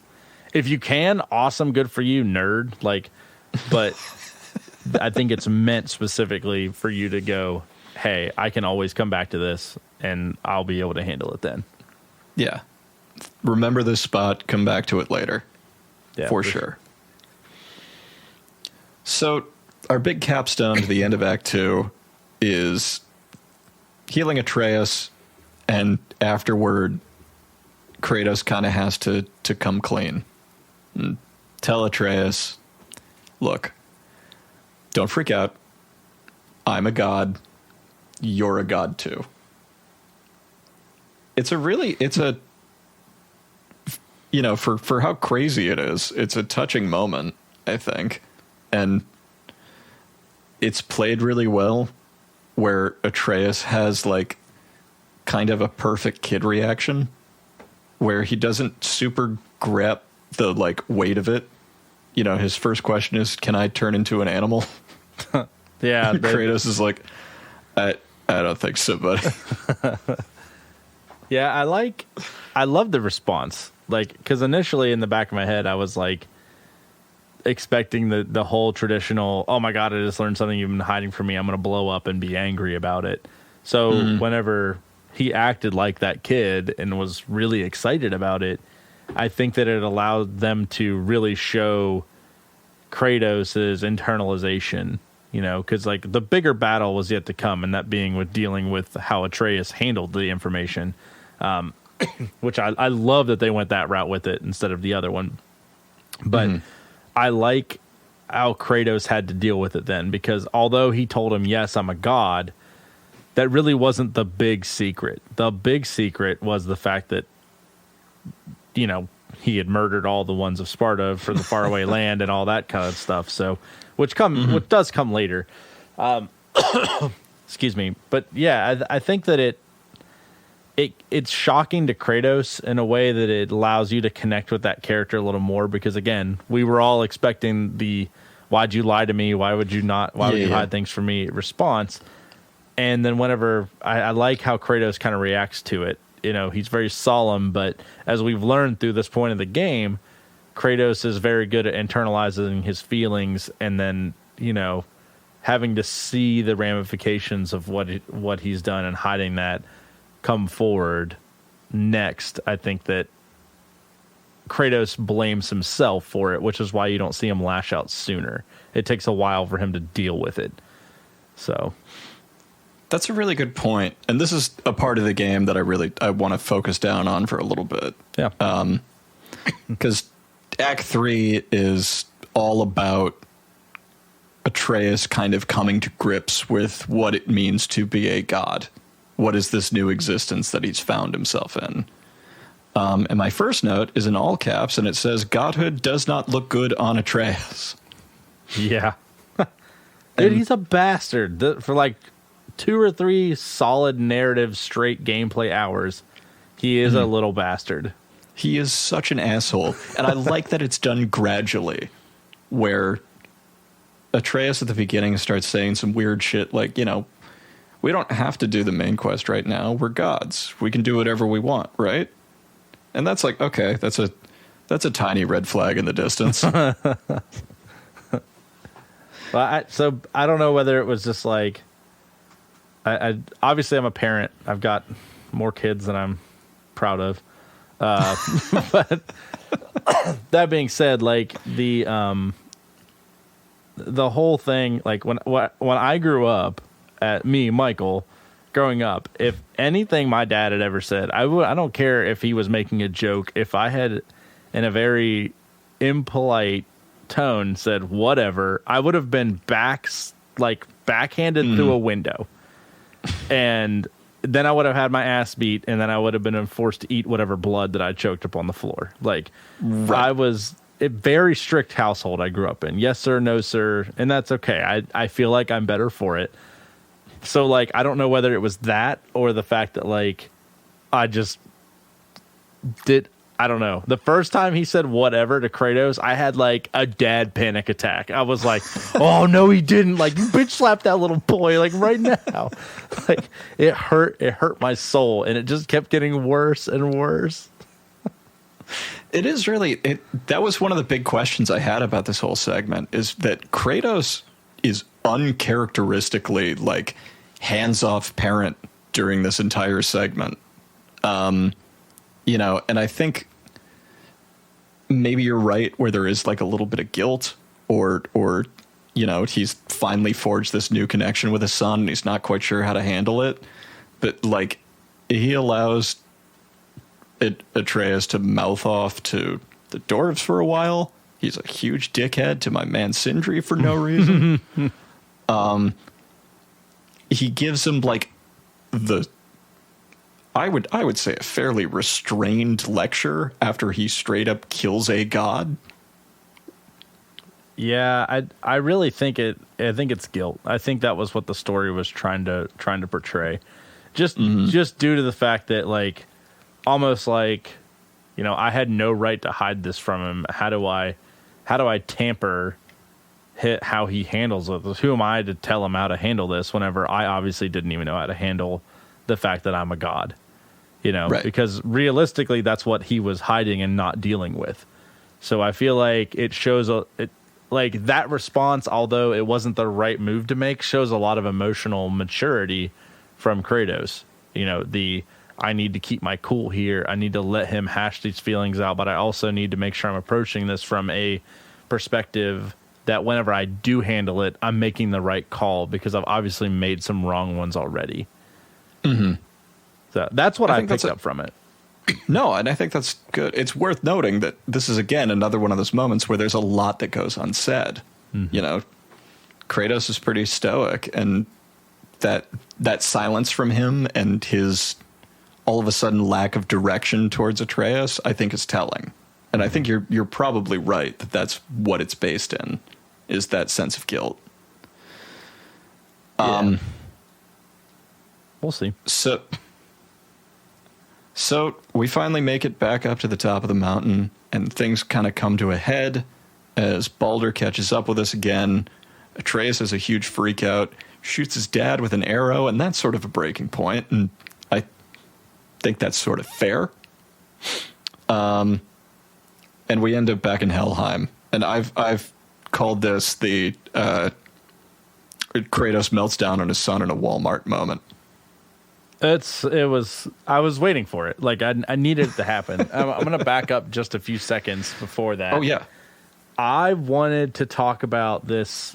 So, like, whenever they made God of War 4 or God of War 2018, whatever it's called, obviously there's a large amount of, like, fan service that needed to go into the game to keep the characterization of like these large cuts, quick time battles alive. I love how they did the fight on the back of, was it the back of the dragon? Yeah. Yeah. The fight on the back of the dragon was phenomenal. It was so cool. Like just flying through the air, you're hanging off the edge and like having to dodge punches, like, and like, I don't know how much like you took in from it, but like looking in the background, you see the world below you. There's little tidbits of like where you've been and things like that as you like pass by. Like this is what I was talking about earlier, where the world still feels alive yet dead all at the same time, is these moments right here. So like this battle, although it was fast, it was brilliantly executed. And what I like about it is the fact that like there's no health bar on the screen. You're not chunking it down piece by piece. It's just you trying to survive. And I like that they don't have that health bar there, because it allows you to focus on just specifically doing what you have to do to stay alive and not specifically trying to whittle his health down. So you can focus on the environment or how cool it is to be on the fucking dragon or what's Atreus doing in this moment. Like if it were all about his health bar, I wouldn't have dove off to like grab my kid at this moment as opposed to like a different one. And it allows them to tell the story in a different way. And I think that they utilize that element like just geniusly here at this spot. One of my favorite parts about this set piece is that it ends with like crashing down onto the bridge, rushing across the bridge into like, through Brock's workshop and then into the like the realm warp room. And like the entire time up until this point, that sort of hub has been like kind of a safe space. It's been like the only place where like the plot happens outside of this area. Yeah, for sure. And it feels like you're breaking a rule when you rush in and the mechanics of the game, like warping from realm to realm, interact with the story in this set piece. And it's really cool how you end up back in hell. Yeah, I love that scene. I loved just everything about it. Even the whole falling on your shield, like Legend of Zelda shield surfing style, like was genius. But yeah, that just fast forward back to that moment. It was cool to see, like after you breach the gates of hell on, all being Atreus's fault. Like, like you said, the Walmart dad, the dad with a kid in Walmart, like. I loved it because it has like the perspective of it is what I love. Like the top down, like Kratos on top and the top portion of the screen and Atreus down at the bottom. It's domineering and it's like a matter of fact. It's like, this is how it's going to be. Shut the fuck up. Stop being a little dick face and you'll do exactly what I say or I'm going to kill you. Like he didn't say he's going to kill him, but that's, not that he would kill his son, but he's going to beat the shit out of him. The undertone there. Yeah. So I liked it a lot. I thought that was a long time coming, and man, was it needed, because like it was not only was that like the breaking point for like Kratos, but it was also the breaking point for me, because I don't know how annoyed I was getting. Yeah, the incessant comments. Oh my gosh. I actually stopped doing side quests and things because I didn't know how long it was going to take for him to stop saying it. So I just progressed until it ended, thank God. Yeah. Kratos has a great line in there where he says something like, "We're here because of you. Do not forget that." Which is like, that is a flashback to a conversation I've had with my dad multiple times. Yeah, and that's the thing. It's like, although this situation arguably, I have never been, because of a fight I caused, launched my dad and someone else that he was fighting with into hell. Obviously, that's pretty brutal. But that seems like a normal day for Kratos, But like thinking back on like even being a parent, like having that conversation, it's looking at a kid and saying, remember, we're here and it's all your fault and don't you forget it. That's usually not something like you hear from a parent until you're probably like a teenager. Yeah, because that's true. It's pretty heavy. Yeah, because Atreus is old enough and mature enough to comprehend what it means. So laying on that on like his 9-10-year-old head or however old he is just like, like That's enough to fuck up a kid for a while. Emotional damage. It is really funny to imagine hearing exactly that line of dialogue from a dad in the frozen food section of a Walmart. Remember, we're here. We're here because of you. As he grabs pizza rolls. Oh my gosh. Oh man. So we're rapidly coming towards like a conclusion to this story. Atreus has finally figured out how to not be a dick. He's started to like embrace the responsibility and what it means to be a god.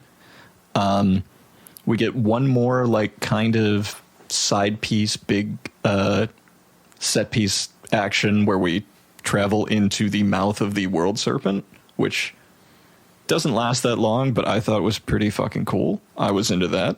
It was kind of neat. I wasn't like grossed out, but I think I wanted a little more from it. Like, agreed. I wasn't overwhelmed, but I was not. I don't know. It was mediocre. I thought it could be like. I wanted to feel more claustrophobic than I did. Is what I'm trying to say. Like I felt a little. Like if I look at the side of the world serpent, it was like from the edges of his insides to his outsides was like 6 inches, as opposed to like multiple feet, and it been like a 6 foot area. I was like rowing through stomach acid, and I wanted stuff to like be burning slowly as I was moving, and I don't know. I just thought they could have done a little more with it. It felt cleaner than it should have. I think you're totally right. But yeah, we're there for narrative reasons. We get Mimir's second eye back. And on the way out of that, we are launched directly into the final battle. Between you and Balder and Freya, who's trying to get you to stop fighting her son, and she thinks the best way to do that is the reanimation of a dead frost giant trying to punch you in the mouth. I have issues with the choice there. I was like, you can do whatever you want. Because, like, the size and, like, the size of that, I don't know. I don't know. It didn't feel like the right thing to do, essentially. It made it for a cool-ass battle. Like, It was really neat, but I don't know. Freya makes some choices.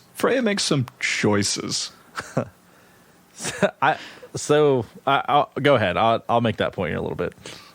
No, I think now is probably a good time to talk about the relationship that Balder has to his mother, and the sort of reflection that I think, the kind of parallels that they draw between Kratos and Atreus.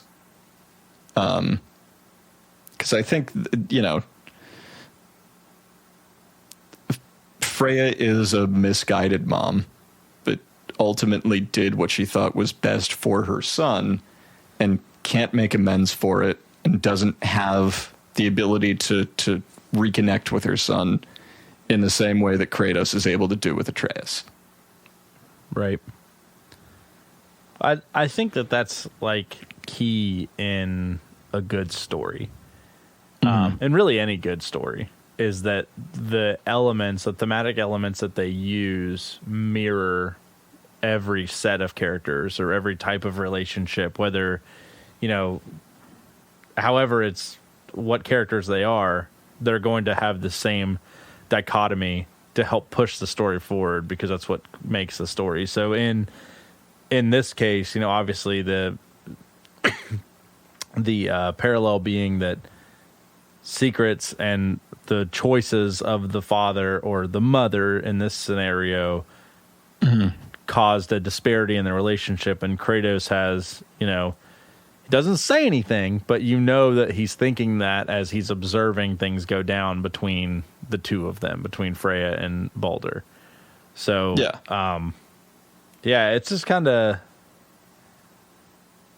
it's good storytelling. I wasn't overly pleased with the battle itself. I wanted it to be harder, but I don't know whether it's just because I spent too much time on Evaldi's workshop.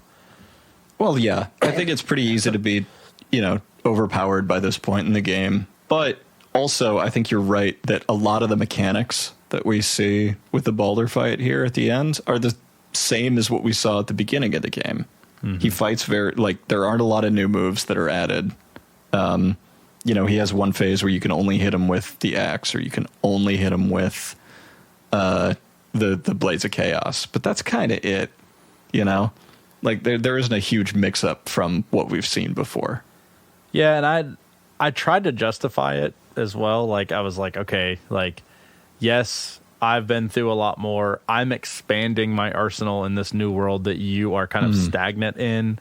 Also, you just gain the ability to feel pain for the first time. So that's definitely going to hamper, like, the situation. Also, like, very, like, Gwyn-ish, like, from Dark Souls, like, very run down, very beaten, very emotionally torn. And it's not supposed to be the hardest battle in the game because of the fact that Kratos at this point has taken like I said, he's embraced everything that he's found and learned and grown from it. And Baldur has backtracked and has been emotionally torn down and is very conflicted in this moment. And the first thing on his head is not surviving or killing Kratos. The first thing on his mind is killing his mom. So it's easier for Kratos to get in there and get that kill. So I was trying to justify it that way. And I feel like there is a little bit of, you could definitely make that argument. But ultimately, mechanically speaking, it was not a challenge. No, but it's the same with, what we've talked about for boss battles in general in this game. They serve the narrative, and there's spectacle there, or there's production value, even if it isn't like the most technically challenging. For sure. But it does lead us to the emotional, I think, like, peak of the game. And that's Kratos killing Baldur before he can murder Freya. And I think it's a really poignant moment where, this might be the only god that Kratos has killed that he doesn't regret. Where he isn't killing for selfish reasons. And, it allows him, I think, to confront his past self. He was the one who killed his father. And the idea of, we need to be better. And trying to end the cycle of violence. A lot of themes of the game come to a head here. Including the fact that there are unintended consequences. Freya freaks out and will most definitely be at least a secondary antagonist in the sequel. But, Kratos has absolutely destroyed that relationship in order to prevent another, family violence incident, which it's a good conclusion to that story. Yeah, I love the look that they gave Kratos whenever he was justifying what he had done, because there's a lot of themes throughout the game as Mimir tells us stories, or as Kratos is commenting on something that's happened, where they use violence or they use lust or they use other things as reasons for the bad decisions that they've made.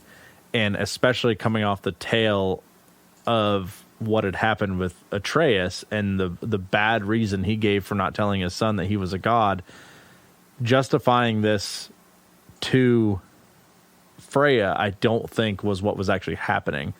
In my opinion, at this moment, he was saying this out loud so Atreus could hear, and so Kratos himself could come to terms with it. I didn't do this to kill. I gave him a chance. Like, I let him walk away. I did this for you, and he meant it. And it was like I said, I know I've used this word a lot tonight too, but it was a juxtaposition to show how heavily and how well thought out that sentence was, just based off of, again, the thematic elements of every other story in the game and all the decisions he's made in his past. So I like I said, when he said that, I was like, oh my gosh, like that was so good. It was so powerful. And I know that was likely a healing moment for Atreus there too. So because Kratos called for him to be reserved, and Kratos wants him to understand, we only use violence. We want to be better, and we only use violence whenever we absolutely have to. And this was to save her life, someone that's helped us and someone that we know can be good. Yeah. Yeah. And I think it also drives home the point too that like there's a lesson to be learned that when we use violence like that, if, like I said, if there's a greater good behind it, the people that are dealing with it, you take that from them. You take that pain from them and you deal with it on their behalf so they don't have to. So while, yes, Freya didn't die, she's angry at you. She didn't do anything wrong in her mind. Like bearing that weight, and that's kind of the same thing that Kratos is doing for Atreus in a lot of the game too. He's bearing the weight of the pain and what it means to have to do the terrible things, and that's why he doesn't want him to kill the guy, shoot him with the arrows, because if something bad is going to happen, Kratos wants to be the one to bear that weight and that pain, and all the, like you said, all those things come to a head in that moment, and you're forced just to swallow it and move on from it too. Like it's very good. And Mimir does a really good job of summing that up too. After it, he's saying, I forget exactly what he says, but it's something along the lines of, you just have to let her be the bad guy for a while. Like you killed her son. Like I don't know what you want me to say. So very, very emotional, very strong moment. Really, really like this part of the game. Yeah. And so, yeah, we reach ahead with all of those characters. Our main conflict is resolved. The only thing that's left to do is reach our end goal, what has been driving us forward this entire time, and that's to reach Jotunheim and walk up the mountain. And really we get, there's a lot of lore that gets spilled here, and obviously like sequel signals. But there's a great scene of Kratos like taking off the rags and things that he had covering the burns and scald marks on his arms from where he was chained, in his past life, and sort of coming to grips with it. And it's a really personal and quiet moment that a character like Kratos should, in the hands of a less capable team, would never be afforded. 100% agreed. Yeah. It's so well done. So we finally get to spread ashes. You get a sense that these two characters have come together. You find out that Atreus' name was nearly Loki. And now it's probably time to talk about, like, how did you feel at the conclusion of this? I'm going to be honest. I feel I don't want to say this without pissing off every God of War fan out there. I felt like this was probably the weakest moment of the game for me. I didn't really care that it was Loki. I feel like that was supposed to be some big reveal, and because the whole game I wasn't looking for this. Like, I'm not trying to say I saw this coming, because I definitely did not. But the whole game I was waiting for a mention of Loki. I was waiting for something like, hey, and that's probably the fault of Marvel again, like setting us up to think, hey, with Loki or with Thor comes Loki. But I was looking for it the whole game, so when it happened, obviously I was like, oh, that's interesting, but it didn't hit me like I felt the game wanted it to hit me. Really what I was focused on was the glyphs, because I had spent some time looking through all the glyphs and trying to figure out what it was on the wall, and it almost looked like Loki came alive and was something worse and killed Kratos, and maybe there's some implications there later on, but that's really what I was focused on. So when I saw the glyphs and they said his name was supposed to be Loki, I was like, oh, interesting, but I'm not, I don't know, it just didn't hit me that hard. So I was much more taken with the ending with Freya and Baldur, and then the actual spreading of the ashes and talking about the giants and all that kind of stuff.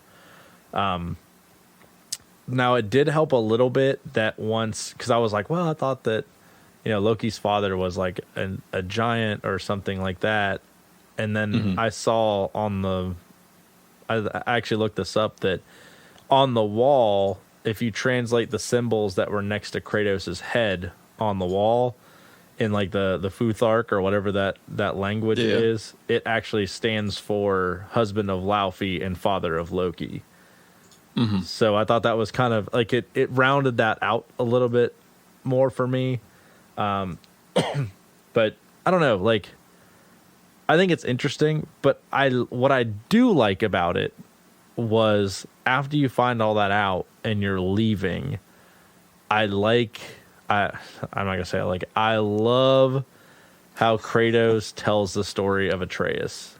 Yeah. And who that was. It was that was an emotional ass moment, because it's the first time in the game that Kratos tells the story and not Mimir, and he comments on it. Atreus comments on the fact that he actually tells a good story, and it rounds out like everything. So like there was this moment that I felt like was supposed to be a high point and it was low for me. And then this, and as I was walking down the stairs and Kratos is finishing up the story, man, I was like, I almost cried, because I was like, Kratos' character has taken, like, I went from hating, like, really the idea of Kratos as a whole to just absolutely adoring this character who has just shown more emotional depth in, 20, 30 hours of gameplay than I ever will. So it's just, it was good, man. Like, it was a solid ending. Obviously, I'm sure some people out there appreciated it more because they liked the twist a lot, but man, it was great.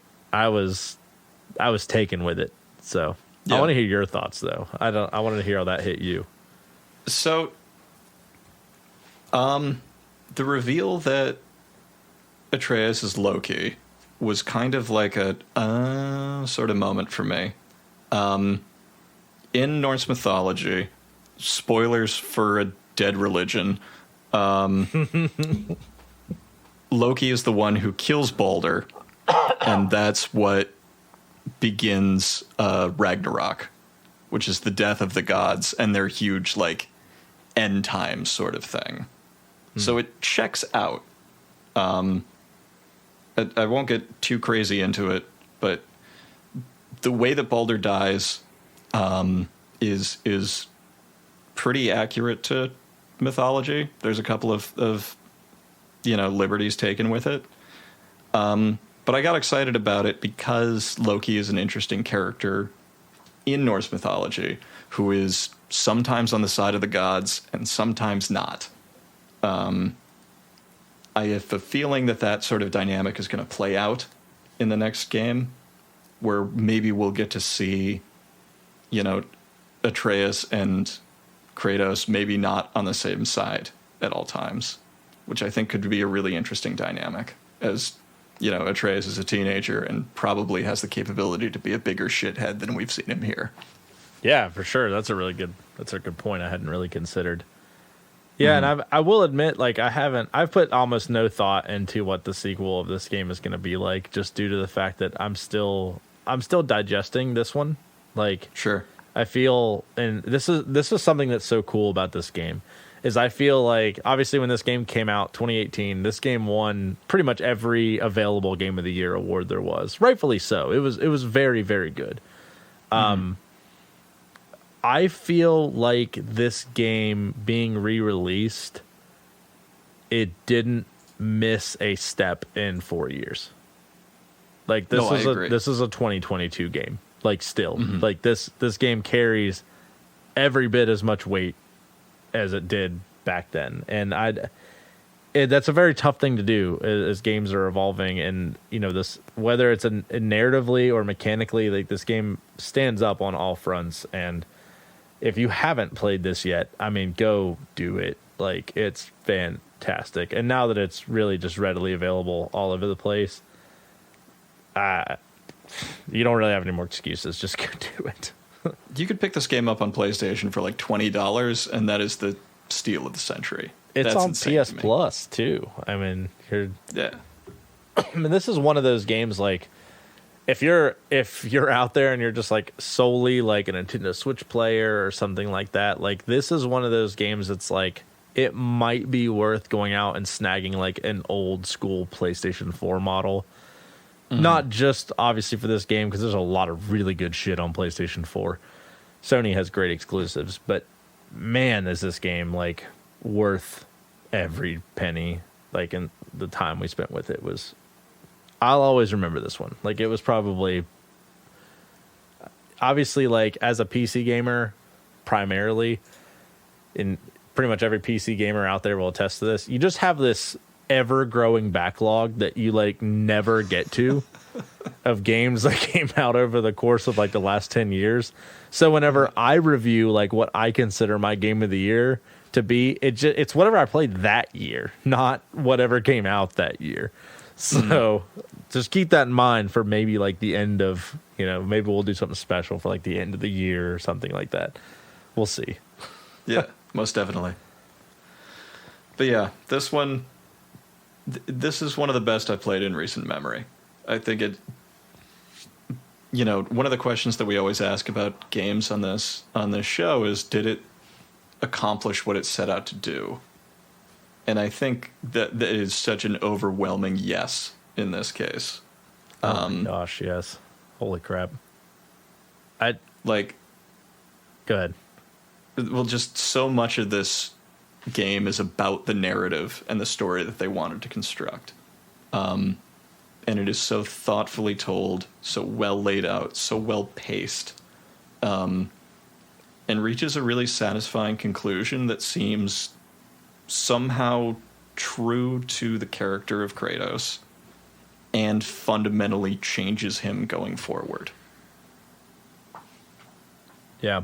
I couldn't have said that better. I'm not going to spend a bunch of time rehashing the same points. The only things that I will say is that, you know, just to bring back what I was saying earlier that I said I would eventually come back to, is that, like, the ability, the video games as a whole, and you'll hear me say this a million times in this podcast, video games are now my number one favorite storytelling element. I like reading books. I love watching TV shows. I haven't been into movies that much lately, but like, there's a lot of good mechanisms to tell a story, and I just don't think anything gets you closer to a character in the way that they think and the way they act in a well-told story. And Santa Monica Studios has put their name on the map with this game. Like, this is their, like, if they only make games like this for the rest of their time before they're bought up and then they're stuck on Call of Duty 24/7 like every other company, like that, this will be their song. And it was an incredible song. This was their Bare Naked Ladies. So near and dear to my heart, always. But I mean, I can't say enough good things about this. So this is the narrative elements of this game captured me in a way that it's in a way that like a slow build would, but there's not a slow build. It's just very consistently told, but it still hits just as well at the end with like those emotional build up moments that just slap so hard. I know how hard those are because I like writing. So anyway, I stepped off my soapbox. No. Well, Michael, we could spend, I mean, however long saying so many good things about this game. But unfortunately, there are other people out there who could spend some time saying some less than stellar things about this game. Oh, yeah. Because now it's time for second opinions. Nice opinion. Just one tiny problem with it. Yes. I'm excited you're hosting this one because I didn't do excuse me, the homework that I normally do to get this data. So yeah, well, I'll be honest, like, as much as I talk this up, it was actually very hard to find negative or critical reviews of this game. The lowest review that I could find on a score, like an aggregated score of 1 to 100, was a 70. Honestly, that's a testament to the game right there. Really. Yeah. And it also means I'm going to have to fake some outrage on this. Like, yeah, fuck you and your measured criticism. We just got to set the bar really high. We just set the bar really high. All right. So this one comes from GameCritics.com. Really? Like a really well-known, like, company, too. Wow. Yeah. So I'm just going to pull a couple of quotes from towards the end of this review where our boy Mike is summing things up at the end here. It's not even until the end of the game that we're told why the primary task was so important to Kratos' wife, even disregarding the fact that several of the eventual answers are unsatisfying sequel hooks. It's a bad story structure to yank us around for so long without communicating what it's all for. If we're going to screw around on all these arbitrary errands, we at least deserve to know why. All we have to go on is the dying wish of a character we've never met. Thanks to the detours from this objective, God of War is just too damn long. It outlives its visual splendor, its enemy variety, and the time it takes for players to fall into a comfortable groove with the combat. Worse yet, it lays the groundwork for fascinating character arcs, only to settle for a single, underwhelming twist and the promise of a new trilogy. I enjoyed the game, but there's nothing so groundbreaking about it as to justify all the wheel spinning it does. Okay, well, who pissed in this guy's Cheerios, for one? He is mad. I don't necessarily think that that's true. I mean, look at the leaps and bounds that people go through to fulfill a will, even if it's something as stupid as, moving their cat's ashes and spreading them on the fucking, lawn at Disney World. It's stupid. Like, I don't care. It's dumb. So, but people do it. So if your wife's last dying wish is to spread her ashes, I just don't think that's a relative criticism. Yeah. Like, it just, I feel like it's a pretty profound thing. And what I like about this is it's not like Kratos and Atreus are like uprooting their life and something super important to do this. It's like their life and family just collapsed. So fulfilling their last wish is what made this so, like, keeping them together. So I think this person clearly missed the point of what was being made here. That's what really made me want to pull this quote out particularly, is that this is never a question that I had during the game. Like, it felt self-evident why they would want to fill this out for their wife and mother. And Faye's absence throughout the game, I think, is really profound. She has a huge impact on the plot, and she's not really talked about a lot, but you still get a sense of what's missing from their family. To ask a question like, why would they even want to do this, is fucked up and stupid. Yeah. And also, like, I mean, think about everything else we said about the world itself and it being empty and things like that. Honestly, if you have that much of a problem with the world as it was, you don't have to do everything. Like, you can finish this game in 20, 30 hours and just be fine.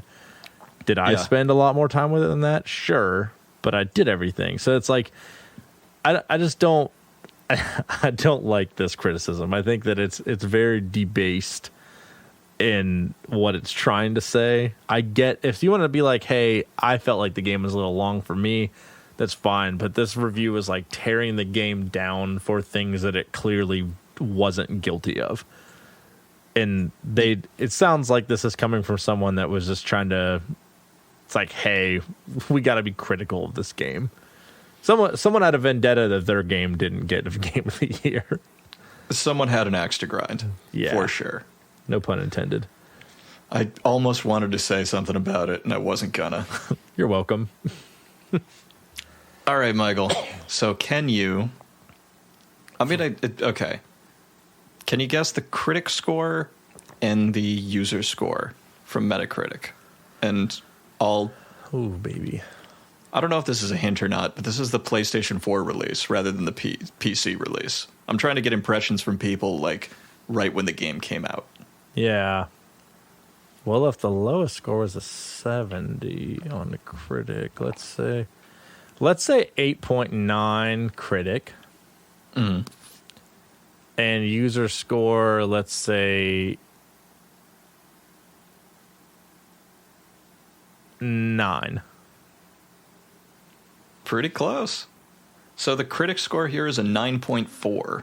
Holy shit. Wow. And the user score is a 9.1. Okay. So I was very close on the user score. Dang. Yeah, you were right there. I didn't nail them on the first try like you did, but it's fine. Not bitter at all.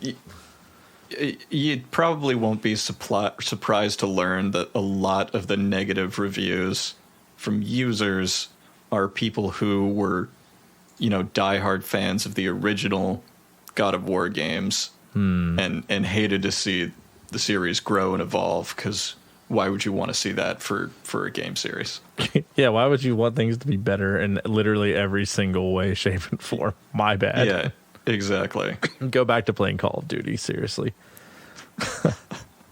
God of War looks like The Last of Us, so it's cucked now. Oh, great. Last of Us 2 is better than Last of Us 1. Fuck you. Fight me. That's exactly right. I mean, I just had that conversation again today with somebody. My friend just got a PlayStation 5, and he's like, what game should I play? I told him Last of Us 2, and then I told him it's better than the first one, because he'd only played the first one. So anyway, that being said, yeah. I just think that, like, if I were to give this game like a good solid score, it would probably be around the same that they gave. Obviously, we're only going to talk about games that we really liked on this show, but I just feel like it was really well rounded. And before we like really step off of the game, I really do want to talk about the Valkyrie battles, because we didn't talk about them at all. Oh yeah. That was the first Valkyrie battle was like my all-in moment in this game. And the reason I loved them so much was because I didn't feel overly challenged. I felt like everything I was able, it was really easy for me to pick up on my mistakes, and really easy for me to like just overcome whatever was in my way. Or if there was like the obstacle was just so blatant, like I'm a level 3 fighting a level 8 like enemy, like I'm not gonna be able to do this. If I make one mistake, I'm gonna die. But, and mind you, it was only revenants. I handled all the rest of them fine. It took a while and a few deaths, but fine. The revenants though, anyway. These battles, so each of the Valkyries were like the heralders of like the people from the underworld, making sure that the people who died in battle got to go to Valhalla. They shepherded that like thing that they facilitated that process, but they were, I guess, captured and stuck in these corrupted bodies and hidden throughout all of Midgar, or all of the realms, I should say. And when you find these things, they're definitively the toughest battles in the game. And they require you, and this is why I love them so much, each of them has like a different set of skills, and very definitively different set of skills. And they require you to be very precise, to watch your timing, and to really learn and use the combat in a very, like I said, precise and deliberate manner. And obviously I'm all about that. Like, the first Valkyrie battle that I fought, I probably died 50 times because I went into it with the same mindset of every other Valkyrie. As it turns out, the first Valkyrie battle that I fought is what most people consider to be the hardest one. So I will say that's, yeah. And I looked it up and I was like, why am I struggling with this so hard or so bad? And they're like, well, this is probably one of the hardest ones. So, and then I didn't have as much problem with any of the other ones, but once you find and kill all 8 of them and rescue them, then you get to the realm tear. Dude, okay, first of all, I was not expecting that. There's like the realm tear that shows up, and like normally Kratos like punches through the realm and like reaches through and then gets rejected, and then creatures like slowly climb out of it. This one, like, Kratos hits it, and as soon as his hand touches it, you just get thrown on the ground by your neck, dragged across the ground, and then thrown, and it's just like this battle just starts. And this was in my opinion, the real main boss of the game.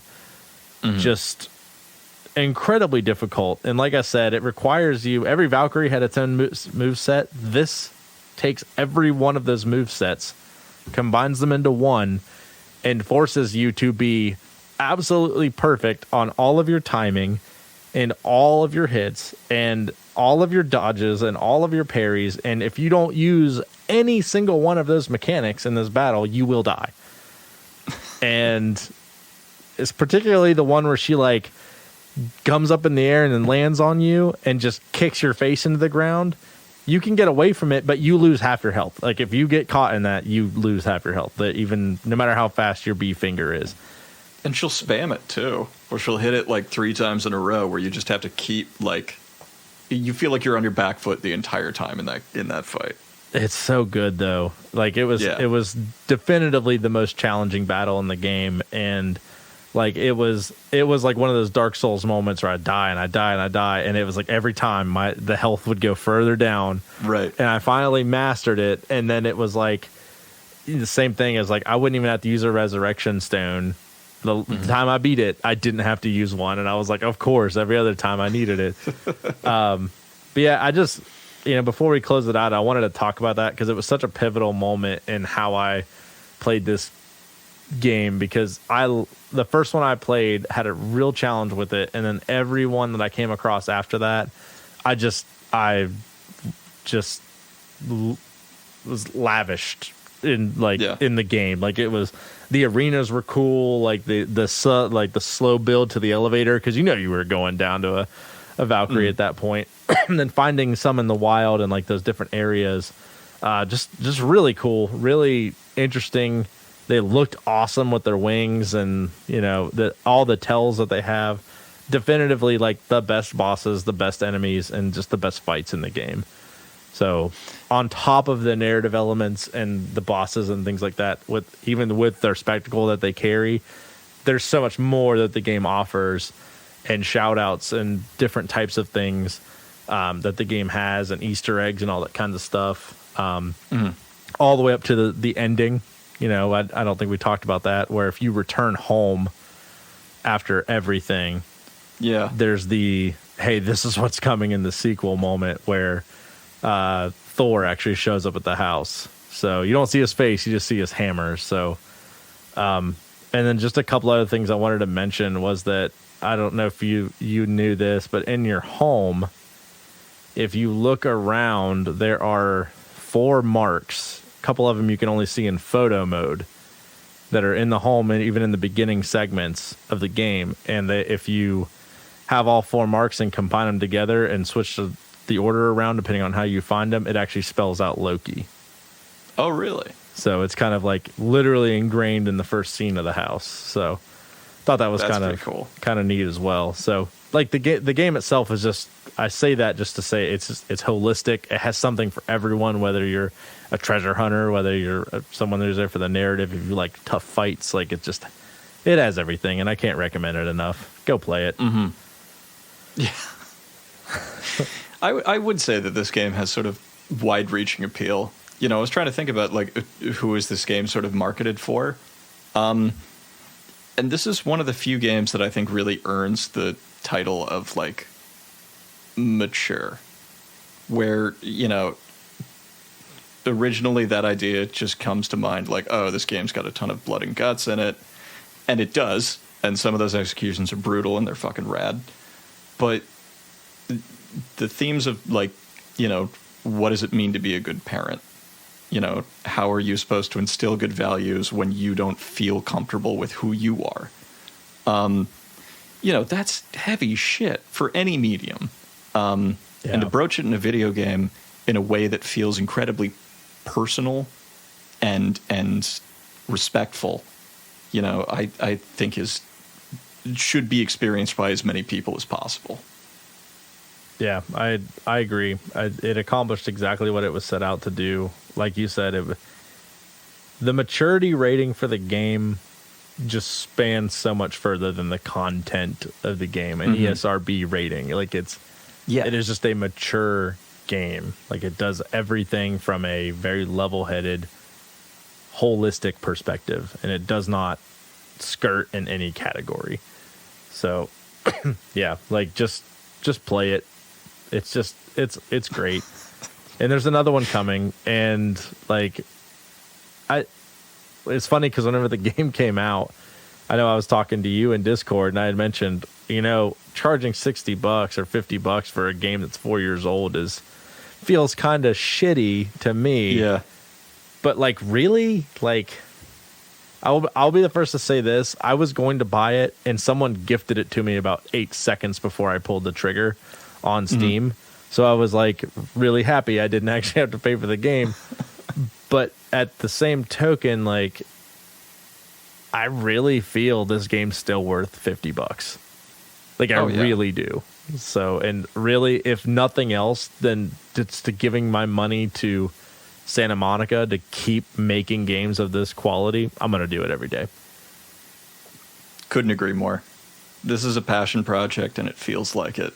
Like, I will happily shell out whatever they're charging for this level of quality. And I want to see where the story goes from here.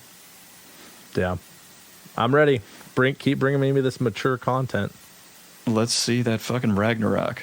But hey, you know what? Maybe you've been listening to us for about 2 hours now, and you've decided we're idiots. In which case, feel free to go ahead and interact with us in the Discord. You can yell at us. You can tell us we're brilliant.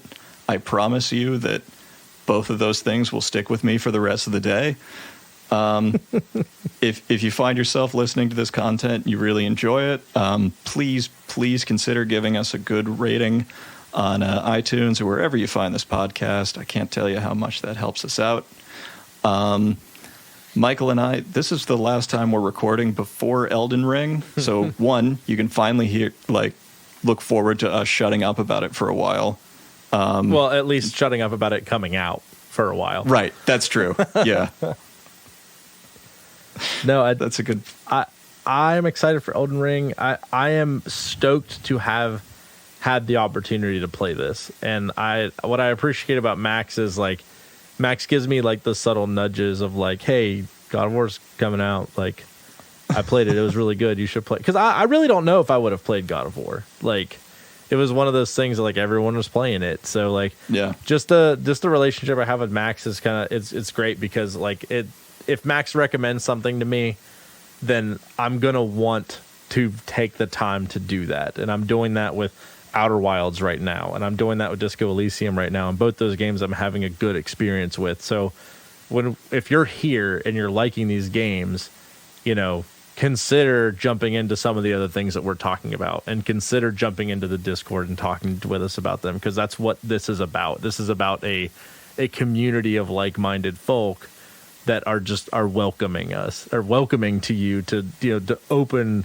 the doors to these discussions, and how we can get more out of these games that we just can't seem to get enough of. And that's what we're trying to do here. So come to the Discord and come talk to us. I'm excited for that. I hope that it happens. Yeah, me too, for sure. These kind of conversations are why I love games like this, and I'm looking forward to having more talks like that. For sure. In the meantime, I think that's all we have to say about God of War. Michael, why don't you go ahead and give us the classic post-game content sign-off? I don't know what that is. I don't either. Good night, everybody.